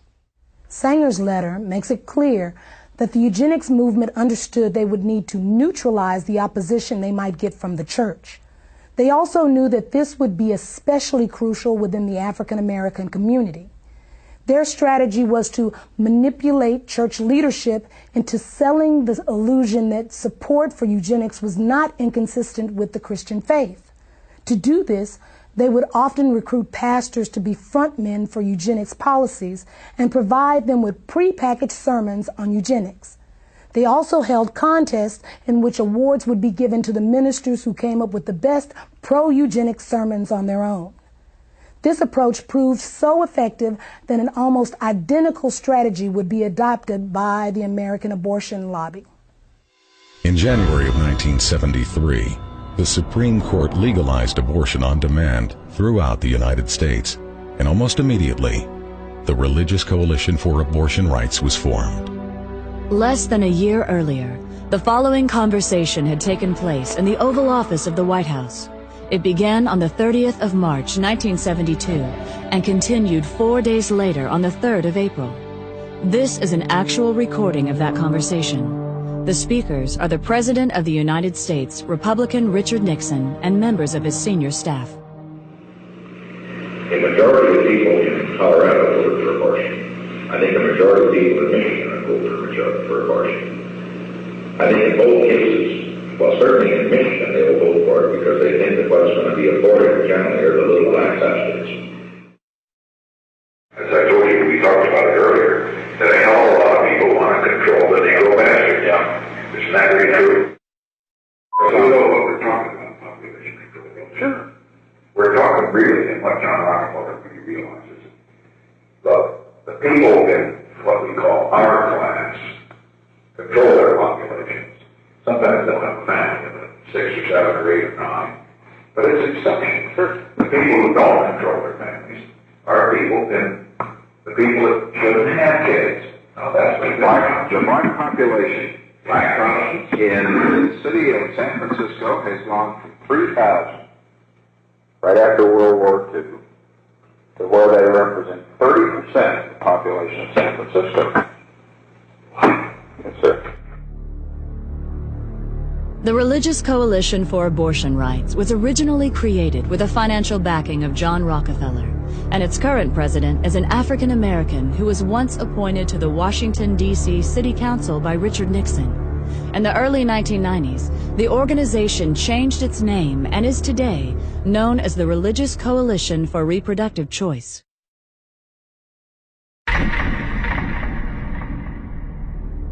In 1969, a meeting of the United Nations Educational, Scientific, and Cultural Organization, also known as UNESCO, proposed that an American Population Commission be created with a, quote, large budget for propaganda, unquote. 4 months later, Republican President Richard Nixon signed legislation establishing the Commission on Population Growth and the American Future. The bill authorizing this new initiative had been passed with overwhelming support from congressional Democrats and was chaired by John Rockefeller. The executive director of the project was to be Dr. Charles F. Westhoff, who was also a member of both the American Eugenics Society and Planned Parenthood's National Advisory Council. Another member of this new commission was Dr. Joseph Beasley. In the 1960s, Beasley oversaw an aggressive eugenics program that concentrated on black neighborhoods in New Orleans with the stated intention of lowering welfare costs. This project would eventually be described by Planned Parenthood President Alan Guttmacher as the #1 success story in the history of American birth control movement. It also led to Beasley being elected chairman of the board of Planned Parenthood in 1970. Then in 1975, Beasley was sent to federal prison for conspiring to defraud the U.S. government of $778,000 that had been allocated for the project. In court, a local black civil rights activist named Sherman Copeland testified that he took payoffs from Beasley for helping him to convince residents of the targeted neighborhoods that birth control was not black genocide. In 1969, William H. Draper was appointed to represent the United States on the United Nations Population Commission. Draper had once proposed that government-sponsored population control efforts among the poor be accelerated in order to deal with racial unrest and to cure what he called the ghetto problem. Draper was on the governing body of Planned Parenthood and had personally raised more than $4 million for the organization. That same year, a New York Times article about Planned Parenthood said the organization's board of directors was dominated by people who were both white and wealthy. The article went on to quote one of those board members as saying, "What it all comes down to is that we want the poor to stop breeding while we retain our freedom to have large families. It's strictly a class point of view." There's ample evidence that government programs designed for poor black folks emphasize birth control and abortion availability, both measures obviously designed to limit black population. Comedian Dick Gregory, Ebony Magazine, 1971. It takes little imagination to see that the unborn black baby is the real object of many abortionists. Irma Clardy Craven, Chairman, Minneapolis Commission on Human Rights and Secretary of the Urban League. It was not until the mid-60s that blacks began to realize that what was called urban renewal was in fact what one black city planner labeled Negro removal. Roy Innes, National Director, the Congress of Racial Equality, Ebony Magazine, 1974. To a large and growing number of 1960s civil rights activists, it became obvious that family planning was just a code word for abortion and birth control, and that it was being pushed by the government as a way to avoid putting money into the black community. This conclusion was reinforced by statements like those of Democratic President Lyndon B. Johnson, who in June of 1965 stated that every $5 the government spent on population control was worth more than $100 invested in economic growth. Then, at the urging of Republican Congressman George Bush, Johnson became the first U.S. president to endorse federal funding for birth control. In 1966, he would also accept Planned Parenthood's highest award for his policies pushing family planning on foreign countries.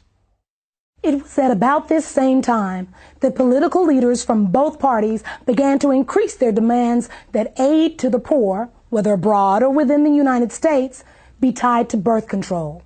In 1965, former Republican President Dwight Eisenhower complained that the United States was spending money to slow the population growth of responsible families, while at the same time providing financial incentives for ignorant, feeble-minded, and lazy people to have more babies. He said that history would rightly condemn the United States if we didn't link welfare to family planning. At that time, Eisenhower was the co-chairman of a Planned Parenthood fundraising campaign along with former Democratic President Harry S. Truman.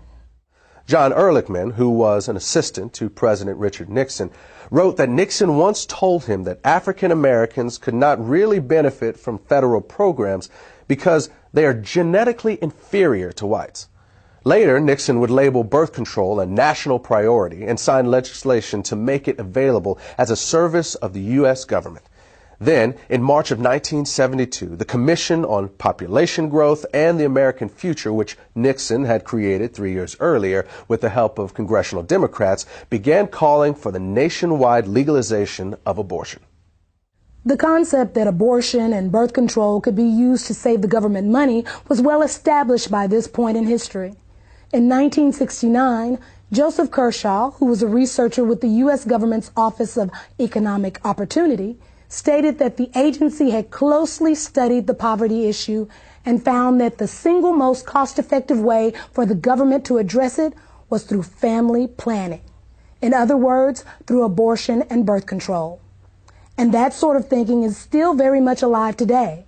On January 25th, 2009, the Speaker of the United States House of Representatives, Nancy Pelosi, said on an ABC News program that the government's economic stimulus package should include a large increase in spending for population control. She said that this could save the state and federal governments the cost of having to pay for the health care and education of poor children. Not surprisingly, Pelosi has a 100% approval rating from Planned Parenthood. At one time, it was common to hear politicians and elected officials openly talking about the need for population control in the black community, or saying things like $1 spent on family planning is worth $5 spent on economic development. But since we don't hear that sort of thing anymore, it would be easy to conclude that the government is not still involved in black genocide, but that's not the case. It's no longer necessary for the government to be directly involved in black genocide because that's what they hired Planned Parenthood for. I mean, it can't just be a coincidence that at the same time when government population control programs were backing away from specifically targeting black neighborhoods, at that same time, the state and federal funding for Planned Parenthood was being increased by leaps and bounds. To understand the magnitude of the dollars involved here, remember this. By 1970, Planned Parenthood was already the 19th largest health-related fundraising organization in the country. But by year 2000, it had moved into third place behind only the American Heart Association and the American Cancer Society. And a major factor in that phenomenal growth was government funding. Basically, what's happened over the last 40 years or so is that Planned Parenthood has taken billions in government money while locating the vast majority of its facilities in minority neighborhoods. And that has not only been a tremendous boost for the eugenics movement, but it has also allowed government-funded family planning programs to target the black population while insulating the government from any direct connection to black genocide. One of the places where government money has been used to advance the eugenics agenda has been in the public school system. Although government-funded population control programs can be found in white schools, the evidence is that they are significantly more likely to be targeted at black schools. One example of this was seen in 1986, when it was discovered that Illinois public schools were not only distributing birth control to children, but that every one of the 50 facilities involved were in minority neighborhoods. When this information was made public, a local African-American pastor organized a campaign to stop the program. Reverend Hiram Crawford labeled the project genocide, saying that the obvious goal was to go after the Hispanic and black population. That same pattern was also found in Maryland in the 1990s.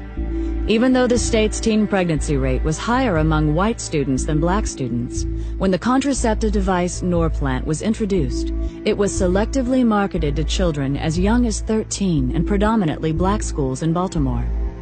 The result was that of the first 350 girls implanted at a local middle school, 345 were African American. Then, when Norplant was approved for general distribution, of the first 100 schools selected, all 100 were in minority neighborhoods. The Norplant contraception device was developed by the Population Council in New York, which had been established in 1952 under the leadership of its president, John Rockefeller. Its next two presidents, Frederick Osborne and Frank Notestein, were both former members of the American Eugenics Society, and Notestein would later serve on the National Advisory Council of Planned Parenthood.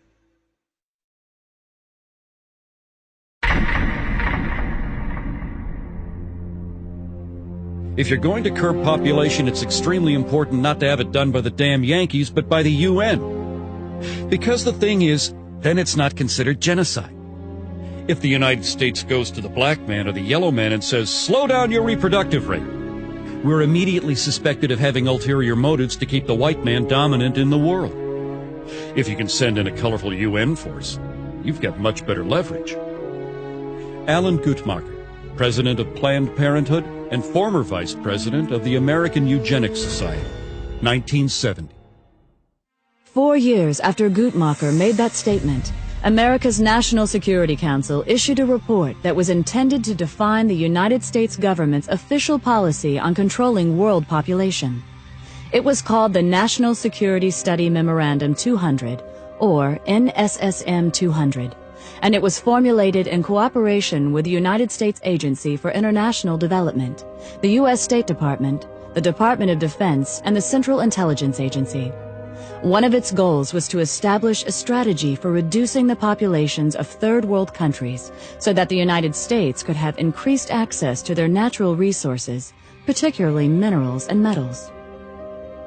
Among the conclusions of NSSM 200 was that no country has reduced its population growth without resorting to abortion. The authors of the report then identified 3 non-governmental agencies that would be funded to carry out the government's population control agenda in the targeted countries. One of those agencies was Planned Parenthood.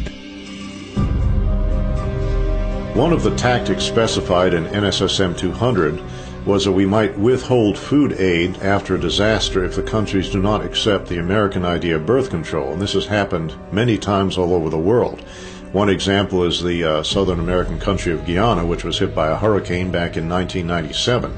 Now, they had turned down abortion and birth control for 12 years straight. But after the hurricane hit Guyana in 1997, the World Bank said, we will not give you any aid unless you legalize abortion and birth control. And that's exactly what they did. I've seen this several times in Africa, where droughts have hit, and the United Nations and USAID will not assist unless they accept birth control. I've been all through Africa myself, and I've seen medical clinics that are full of birth control devices, but no safe motherhood delivery kits. There's no anesthesia, there's not even any bandages there. There's crates and crates of birth control pills and condoms.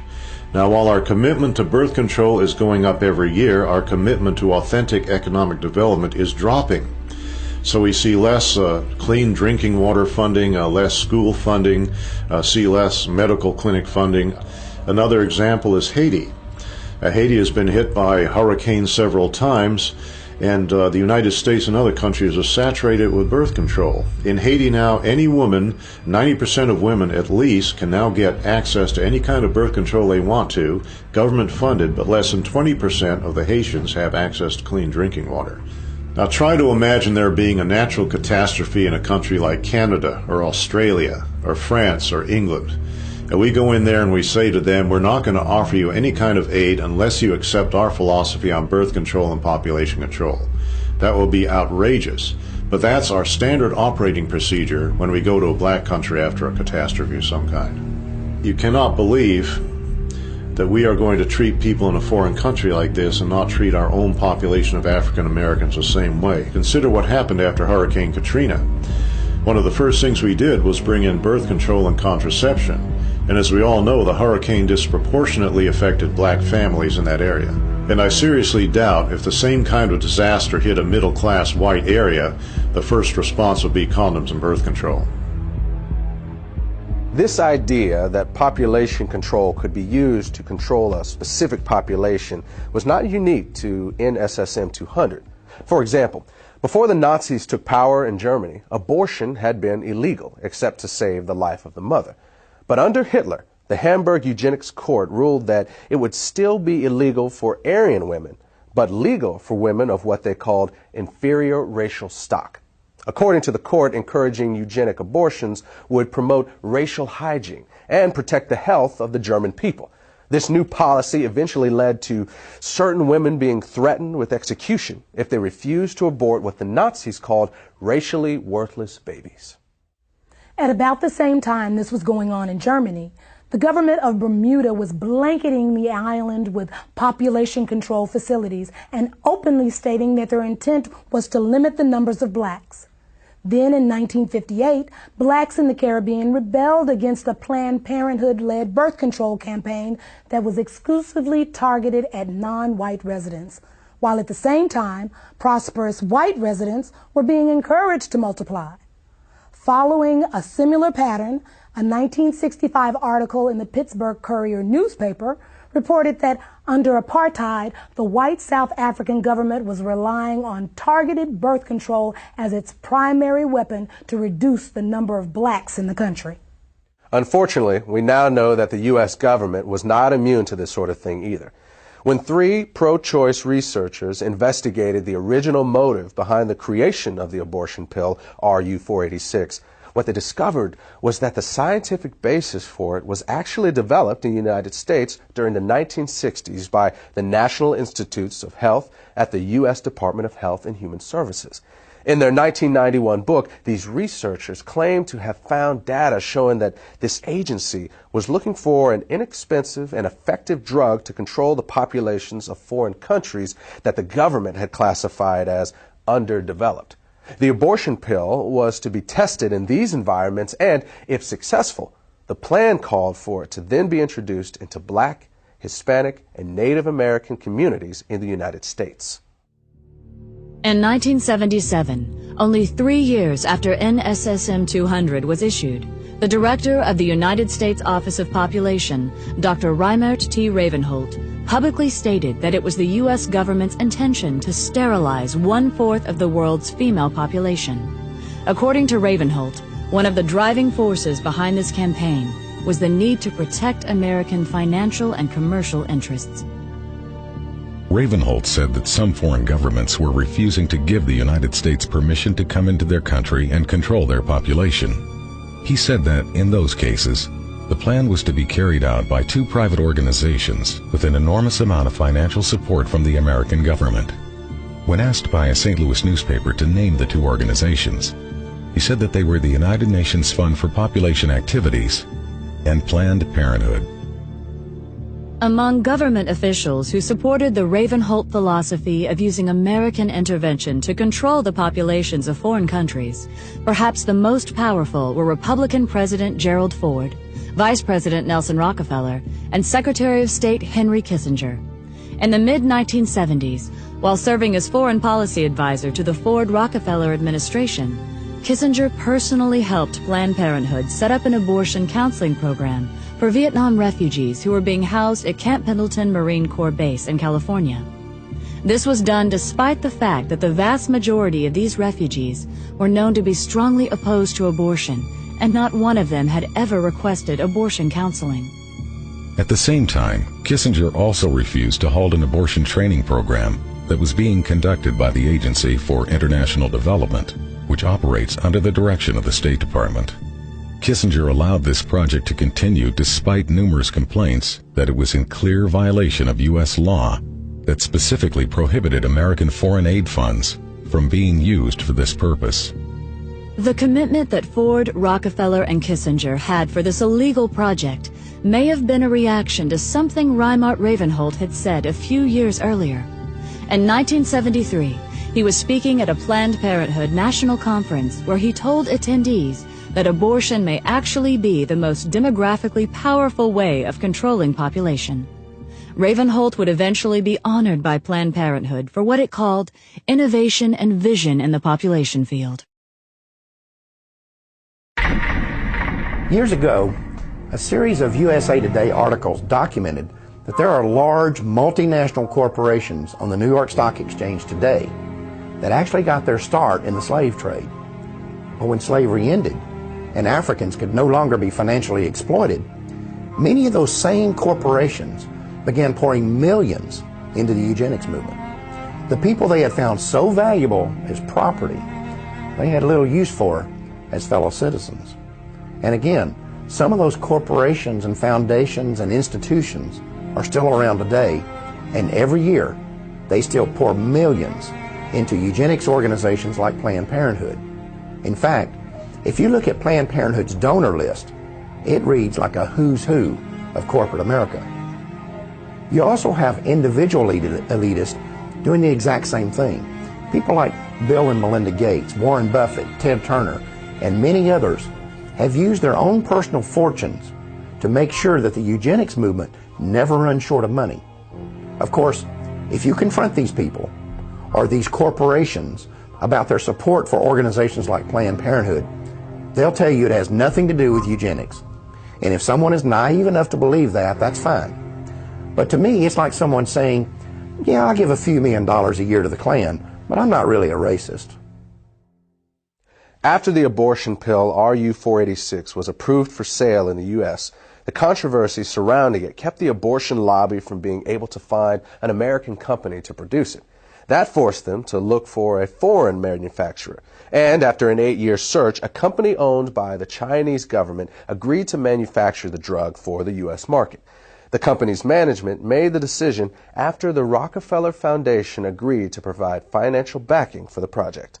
There's also another connection between Rockefeller and RU-486. At the end of World War II, the German chemical manufacturer IG Farben was identified as the company that supplied the gas used in the Nazi concentration camps. The gas was called Zyklon B, and evidence later showed that Farben's executives knew how it was being used. In fact, evidence was uncovered to indicate that Farben engineers had actually designed the gas chambers. This led to some of them being tried at Nuremberg for crimes against humanity, including genocide and slavery. Interestingly, IG Farben was a financial partner with John D. Rockefeller and Standard Oil of New Jersey in a company called Standard IG Farben. In addition, within 3 months after Hitler came to power, the publicity director of Rockefeller Foundation and personal advisor to John D. Rockefeller, a man named Ivy Ledbetter Lee, was assigned the responsibility of directing public relations for IG Farben. After the war, IG Farben would change its name to become known as Hercht AG. Today, Hercht is a gigantic multinational corporation with subsidiaries all over the world, including the United States. Ironically, one of Hercht's subsidiaries, Rusal Yuklov, is the French company that developed RU-486. In other words, the same company that produced the gas used in the Nazi death camps also produced the abortion pill that is now being used in American abortion clinics. And in both cases, there was a known connection to the Rockefeller Foundation. On the week he was inaugurated, Bill Clinton received this letter from attorney Ron Weddington. Weddington is the ex-husband of Sarah Weddington, the lawyer who successfully argued for the legalization of abortion in the Roe v. Wade case. 26 million food stamp recipients is more than the economy can stand. You can start immediately to eliminate the barely educated, unhealthy, and poor segment of our country. No, I'm not advocating some sort of mass extinction of these unfortunate people. Crime, drugs, and disease are already doing that. I am not proposing that you send federal agents armed with Depo-Provera dart guns to the ghetto. You should use persuasion rather than coercion. Our survival depends upon our developing a population where everyone contributes. We don't need more cannon fodder. We don't need more parishioners. We don't need more cheap labor. We don't need more poor babies. 2 days after being sworn in as president, Bill Clinton issued an executive order that allowed federally funded agencies to refer low-income women for abortions. He also directed that American dollars could be funneled to organizations that promote abortion in foreign countries. The Aid to Families with Dependent Children program is the worst boondoggle ever created. When a sullen black woman of 17 or 18 can decide to have a baby and get welfare and food stamps and become a burden to us all, it's time to stop. Dr. Edward Allred, abortionist, 1980. Edward Allred is the owner of one of the largest chains of abortion clinics in the United States. Not long before Allred made this statement, The Los Angeles Times had reported that his California facilities were handling referrals made by Planned Parenthood. Even as late as the 1960s, the wealthy elite who made up the eugenics movement never tried to hide the fact that their agenda was driven by financial considerations as much as it was driven by the desire to create racial purity. A good example of this was seen in 1967 when eugenicist and Nobel Prize winner Dr. William Shockley caused a national uproar when he stated that it was a waste of taxpayer money to create better schools and welfare programs for what he called ghetto Negroes. He claimed to have research showing that people of African descent are genetically inferior to whites in intelligence and simply not smart enough to take advantage of programs designed to help them. To save taxpayer money, he proposed that the U.S. government implement forced birth control to lower the reproduction of the inferior classes and then issue certificates to become pregnant that would be sold on the New York Stock Exchange. Shockley was a National Committee member of Planned Parenthood and a featured speaker at least one Planned Parenthood conference. When Florida abortion clinic owner Joyce Tarnow appeared on a local talk show, she gave the following reply when asked what America should do to help impoverished nations that are facing starvation or other natural disasters. Time is running out for us. In 1968, Dr. Paul Ehrlich wrote The Population Bomb. And in that book, he stated a thesis that what we should be doing is helping those nations that have a reasonable chance of being able to produce their own food supplies. Those that cannot do that for whatever reason, those people have to just sink or swim on their own. And what we do is try to help those societies become self-sustaining that have a chance to learn how to fish in order to feed themselves. Wait a minute. Are you I just want to make sure this is clear. Are you advocating, or was he advocating, basically writing off people that have no hope of ever because of the climate or for whatever problems of feeding themselves? Sort of like survival of the fittest? Or, right. And the thing is... You agree with that? Yes, I do. The more people you help to survive, the more people are going to be reproducing and having children beyond what we can reasonably hope to have so that we can educate and house and feed these people. When Joyce Tarnow retired in 2004, she told a local newspaper that she had tried to get as many people sterilized as are in my way. She also restated her views on foreign aid, saying that the United States should help those countries that can prosper, but let the others wither on the vine. Citing Haiti as an example, Tarnow said that the Haitian people should be made to stew in their own juices because they had destroyed their environment.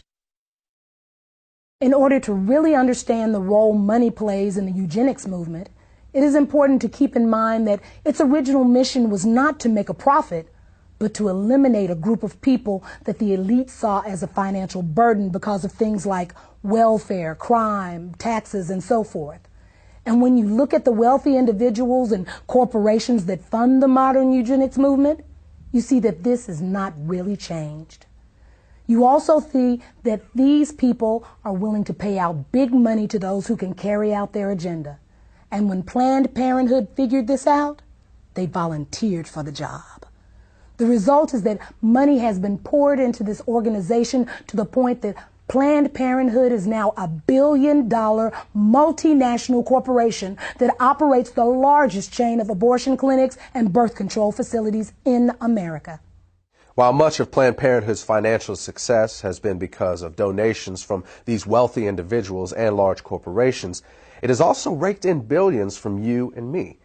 In 2006 alone, despite having made over $60 million in profit, Planned Parenthood received about $350 million from the U.S. government. And in 2009, Planned Parenthood will receive approximately $1 million every single day from the American taxpayer. That's $1 million every 24 hours. That comes directly out of your paycheck and mine. Now, what you may find interesting is how your money is being spent. To give you just one example, we're going to show you part of a website that Planned Parenthood launched in 2008 called TakeCareDownThere.com. The clip is titled, "I Didn't Spew." And I warn you, many of you are going to find it highly offensive, and you're going to find it especially inappropriate for children, despite the fact that is exactly who Planned Parenthood created it for. As you watch this piece, remember, you helped pay for it.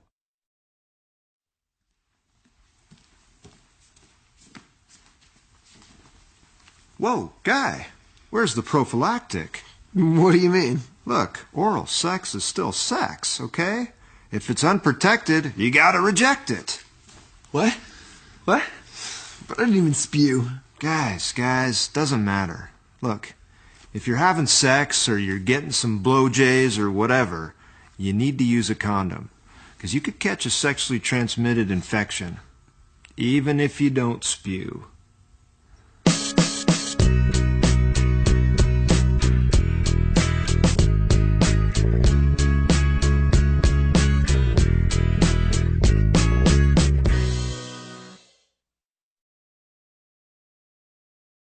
Now, does this clip say anything about how Planned Parenthood sees African Americans? You'll have to judge that for yourself.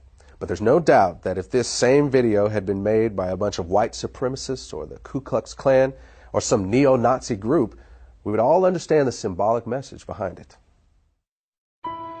In 2007, Live Action Films of California conducted an undercover investigation of Planned Parenthood offices in several states. Under the direction of the organization's president, Lila Rose, the goal of the project was to determine whether Planned Parenthood officials would accept financial donations on the condition that the money would only be used to eliminate African Americans. The following clips are from the actual recordings of those conversations. When I underwrite abortion, does that apply to minorities too? If you specifically want it to underwrite an abortion for a minority person, you can target it that way. You can specify that that's how you want it spent. Okay, yeah, because there's definitely way too many black people in Ohio, so I'm just trying to do my part. Okay, whatever. Well, blacks especially need abortions too, so that's what I'm trying to do. Well, for whatever reason, we'll accept the money. So the abortion could be, you know, I could give money specifically for a black baby. That'd be the purpose. Yeah, absolutely. If you wanted to designate that you wanted your gift to be used to help an African-American woman in need, then we would certainly make sure that that gift was earmarked specifically for that purpose. Great, because I really face trouble with affirmative action, and I don't want my kids being disadvantaged, you know, against black kids. I just had a baby. I want to put it in his name, you know. So that's definitely possible. Oh, always. So would it be possible for me to donate that money specifically for these minority groups so that they could have access to abortions? Yes, it would be. Wonderful. And could I specify that abortion be done, or those abortions be done for a particular minority group, or how does that work? If you wish, you can. Okay. So for example, the black community in Tulsa, because I have connections with that, would it be possible to give the money specifically for that? You sure can. Wonderful. Great. So can I give you my credit card number? Yes. Wonderful. Just one more thing. The abortions will be done specifically for the black community abortions. I will mark it in such a way that definitely it will. Oh, great. On a black baby. Yes. Thank you. Great. The exact amount we charge right now is $450 for an abortion. Okay, $450. And we can definitely designate it for an African American. Wonderful. Yeah. Okay, and if I want to make to fund, because you know this is a if I wanted to help fund multiple abortions, could you also specify that this could be done for a specific group? Well, I'm really excited, you know, because I really face trouble with affirmative action. I don't want my kids to be disadvantaged, you know, against blacks in college, and the less blacks out there, the better. So. Yeah, it's a strange time for sure. Yeah. So, okay.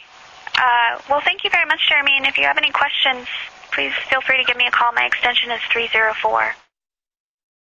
When this material was released to the public, Planned Parenthood's defense was to claim that the employees who made these statements were not reflecting the organization's corporate position. But in 1986, Planned Parenthood's national president, Faye Wattleton, made the following statement during an interview on CNN. As a matter of fact, Mr. Dornan, if I may finish, we have received contributions from people who want to support us because they want all welfare mothers and all black women to stop having children. What Ms. Waddleton was conceding in this CNN interview and what live action films found in their undercover investigation was acknowledged years before by a previous Planned Parenthood president. During a speech in Philadelphia in January 1966, Planned Parenthood President Alan Guttmacher stated that some of his colleagues appeared to have racial motives for their involvement with the organization. Not surprisingly, one of Guttmacher's acquaintances later warned him that in the future he should not be making comments like that in public. The person who gave that warning obviously understood that Planned Parenthood's racial agendas and attitudes are best kept out of the public. And that has been a philosophy that Planned Parenthood has embraced for many years. This idea that man could reinvent the world through eugenics was an elitist philosophy espoused by those who considered themselves to be not only financially superior, but intellectually superior to everyone else. And Planned Parenthood became the golden child of these people because Planned Parenthood is the one who figured out how to make eugenics work. They figured out that the key to racial genocide is not in killing people, but in convincing the target group to commit mass suicide. This is what birth control, and especially abortion, are all about. And the reason Planned Parenthood has been so successful is because, unlike other eugenics organizations, they have always been able to keep their agenda hidden from the public. In fact, sometimes they are even able to hide it from their own people. I will assure you that there are Planned Parenthood employees and volunteers all over this country who have no idea what they're actually involved in. Then there are other people who will look you right in the face and tell you that racism was not the driving force behind the American eugenics movement. And I think you'd have to be a complete idiot to believe that. The truth is that if blacks had never been stolen out of Africa and brought here in chains, there would never have been a eugenics movement in the first place. There would never have been forced sterilizations. There would never have been a birth control revolution. There would never have been a call for the legalization of abortion. And you would have never heard the terms population control and family planning. The fact is that had slavery never existed, Planned Parenthood would not exist today. We need to remember that over 60 years ago, a man who could today be called the father of modern-day eugenics proposed that population control clinics be concentrated in minority neighborhoods. And now today, the vast majority of Planned Parenthood clinics are located in our neighborhoods. Are we really so naive to believe that this is all a coincidence? We all know that drugs, alcohol, and tobacco are devastating, especially in the black community. We know that the big corporations target us with the ads and the marketing campaigns. And yet, we don't notice that Planned Parenthood is doing the very same thing? We need to pay attention to the fact that in the 1960s, when we as African Americans began to demand our civil rights, for the first time in American history, there began a widespread cry in our government for legalized abortion. Was that coincidence too? Or could it be that when we said we would no longer sit on the back of the bus, a place was being reserved for us down at the abortion clinic? For most people, it may be hard to conceive that the ethnic cleansing going on today through legal abortion began with the fear of freed slaves. But as you have seen, that is exactly what happened. When colonization failed, Charles Darwin and Francis Galton were there to tell the world that people of African descent were just one small step above the ape. And white elitists embraced that philosophy, not because they had studied it and found it to be true, but because it gave them the permission they needed to wipe us out. And that launched a chain of events that quickly took on a life of its own. Every time one eugenics strategy failed, another was invented to take its place.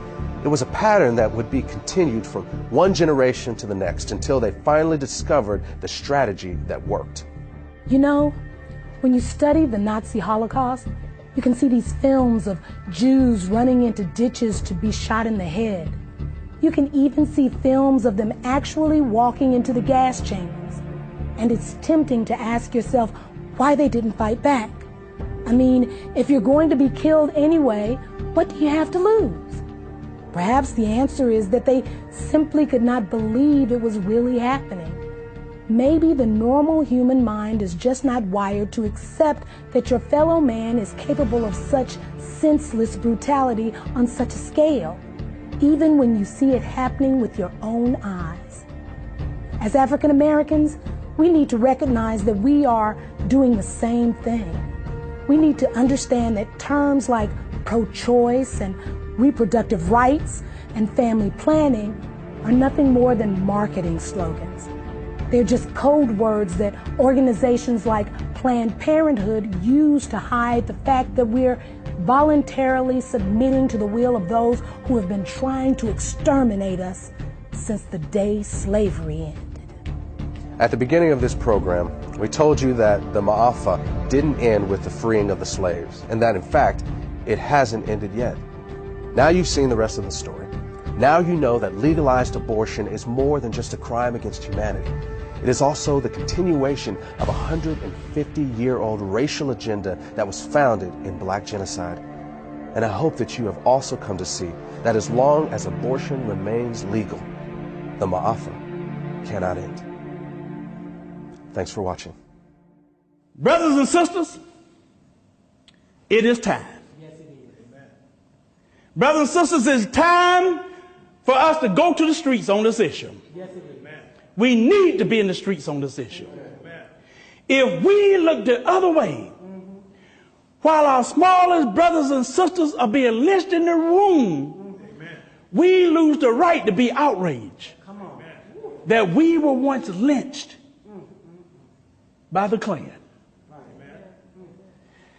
When white supremacist Tom Messer tells his followers to invest their money in ghetto abortion clinics, he's not talking about reproductive rights. He's talking about reproductive racism. Yes, he is. When two guys write a book talking about Steve Levett, John Donahue, when two guys, Steve Levett and John Donahue, write a book in which they claim that the high rate of abortion keeps the rate of crime down, be assured they know that a vast majority of American abortion clinics are in black neighborhoods. Oh, yes, they do. Oh, yes, they do. Come on. They know they're in the minority neighborhoods. What we need to understand is when we let Planned Parenthood into our schools, when Planned Parenthood put their death camps, when we let them put their death camps in black communities, in our communities, and when we sit back and let an elected government official take money out of our paycheck to pay Planned Parenthood, we have been played like fools. Oh, yes, we have. Jesus. The fact is, if we tolerate something as evil as abortion, we cannot be surprised if it turns around and is used against us. We can't be surprised if it's turned around and used against us. We can't be angry if it's turned around and used against us. Notice for sure, as long as abortion is legal, in America, we'll never be able to stop it being used to commit black genocide. That's right. Amen. We'll never be able to use it as a weapon for what I call the Ma'afa. Well, the fact is, if we tolerate something as evil as abortion, we cannot be surprised or angry when it's turned against us. Said that one dinner. You know it's easy, you know it was easy to spot the enemy when he was a redneck, toothless redneck. Probably spent about 3 years trying to get past the 4th grade. But today, our enemy don't wear white hoods. No, they don't. Come on, man. Today, our enemies wear a white lab coat. Yes, yes, yes. With a stethoscope around his neck. Yes, yes. Well. And what gets really aggravating sometimes, like a pimp, sometimes he's black. Come on. And this is not about political parties either, because there's a reason I'm an independent. Both the Republican Party and Democratic Party have been in bed with Jezebel and the eugenics business for more years than you and I have been alive. Come on, that's right. That's it. I will also tell you this. Every time we vote for politicians who tell us they are pro-choice, it's like we're spitting on the graves of our ancestors. Our ancestors did not break the chains of slavery. They didn't escape the plantations and the cotton field just so we could actually then take power and give it to political people who are there to wipe us out. Jesus. That's right. Amen.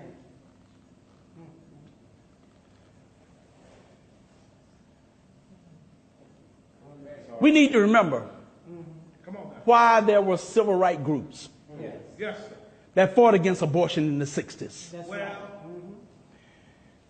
We need to understand what it was that Harold Crawford and Irma Carver and Craven was talking about long before abortion became legal in this nation, when they stood up and they noted there's a real connection between poverty, abortion, and genocide. Oh, yes. They understood it. Oh, yes, they did. Amen. Folks,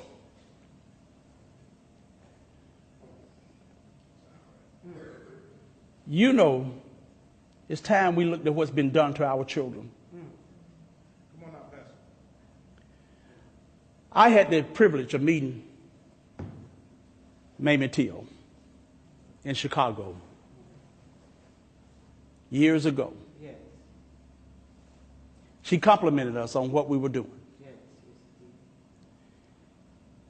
And my heart was really moved sitting next to her and having this lady look me in the eye and tell me that. Because you remember Emmett Till. And we have to remember what happened. Yes. When he was beaten and bludgeoned so bad that most of the time people say, whoa, there's got to be a closed casket.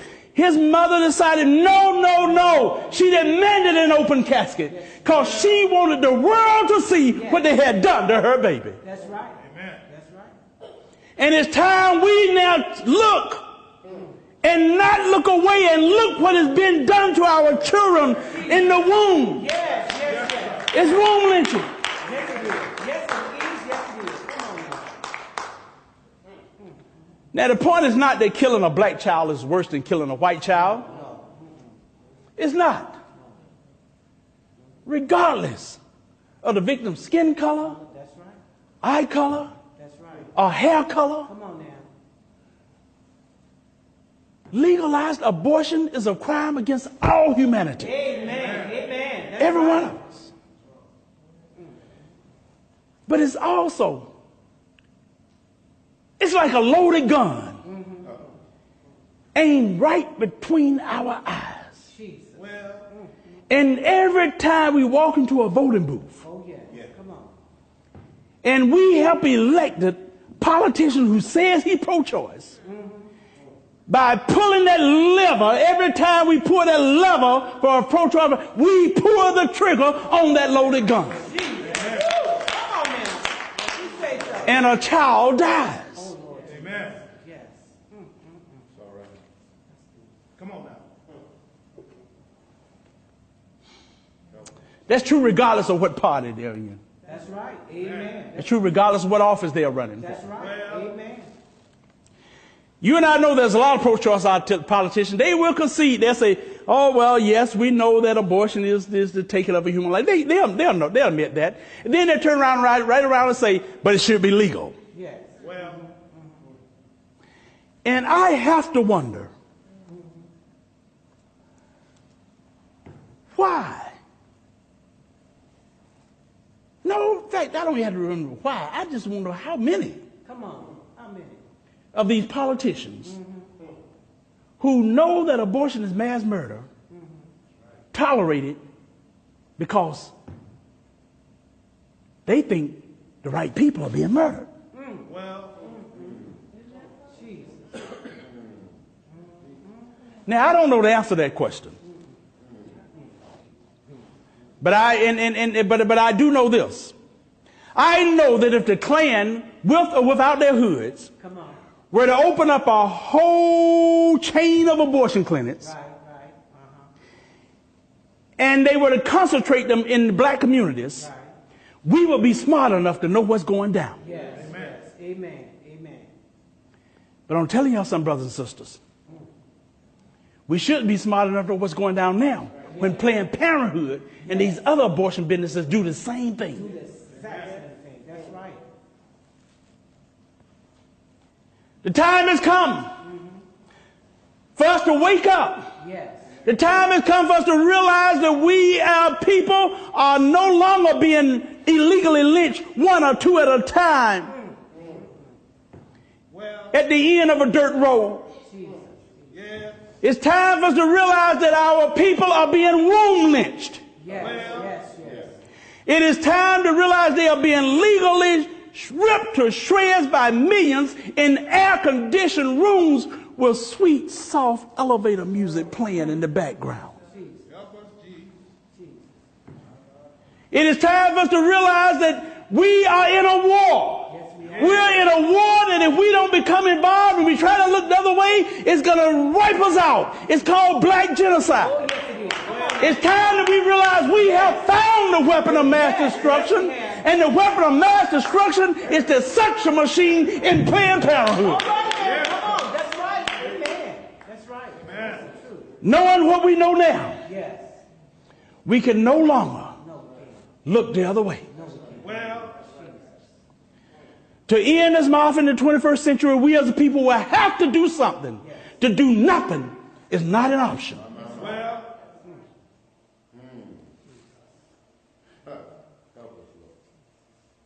The only question left to answer is,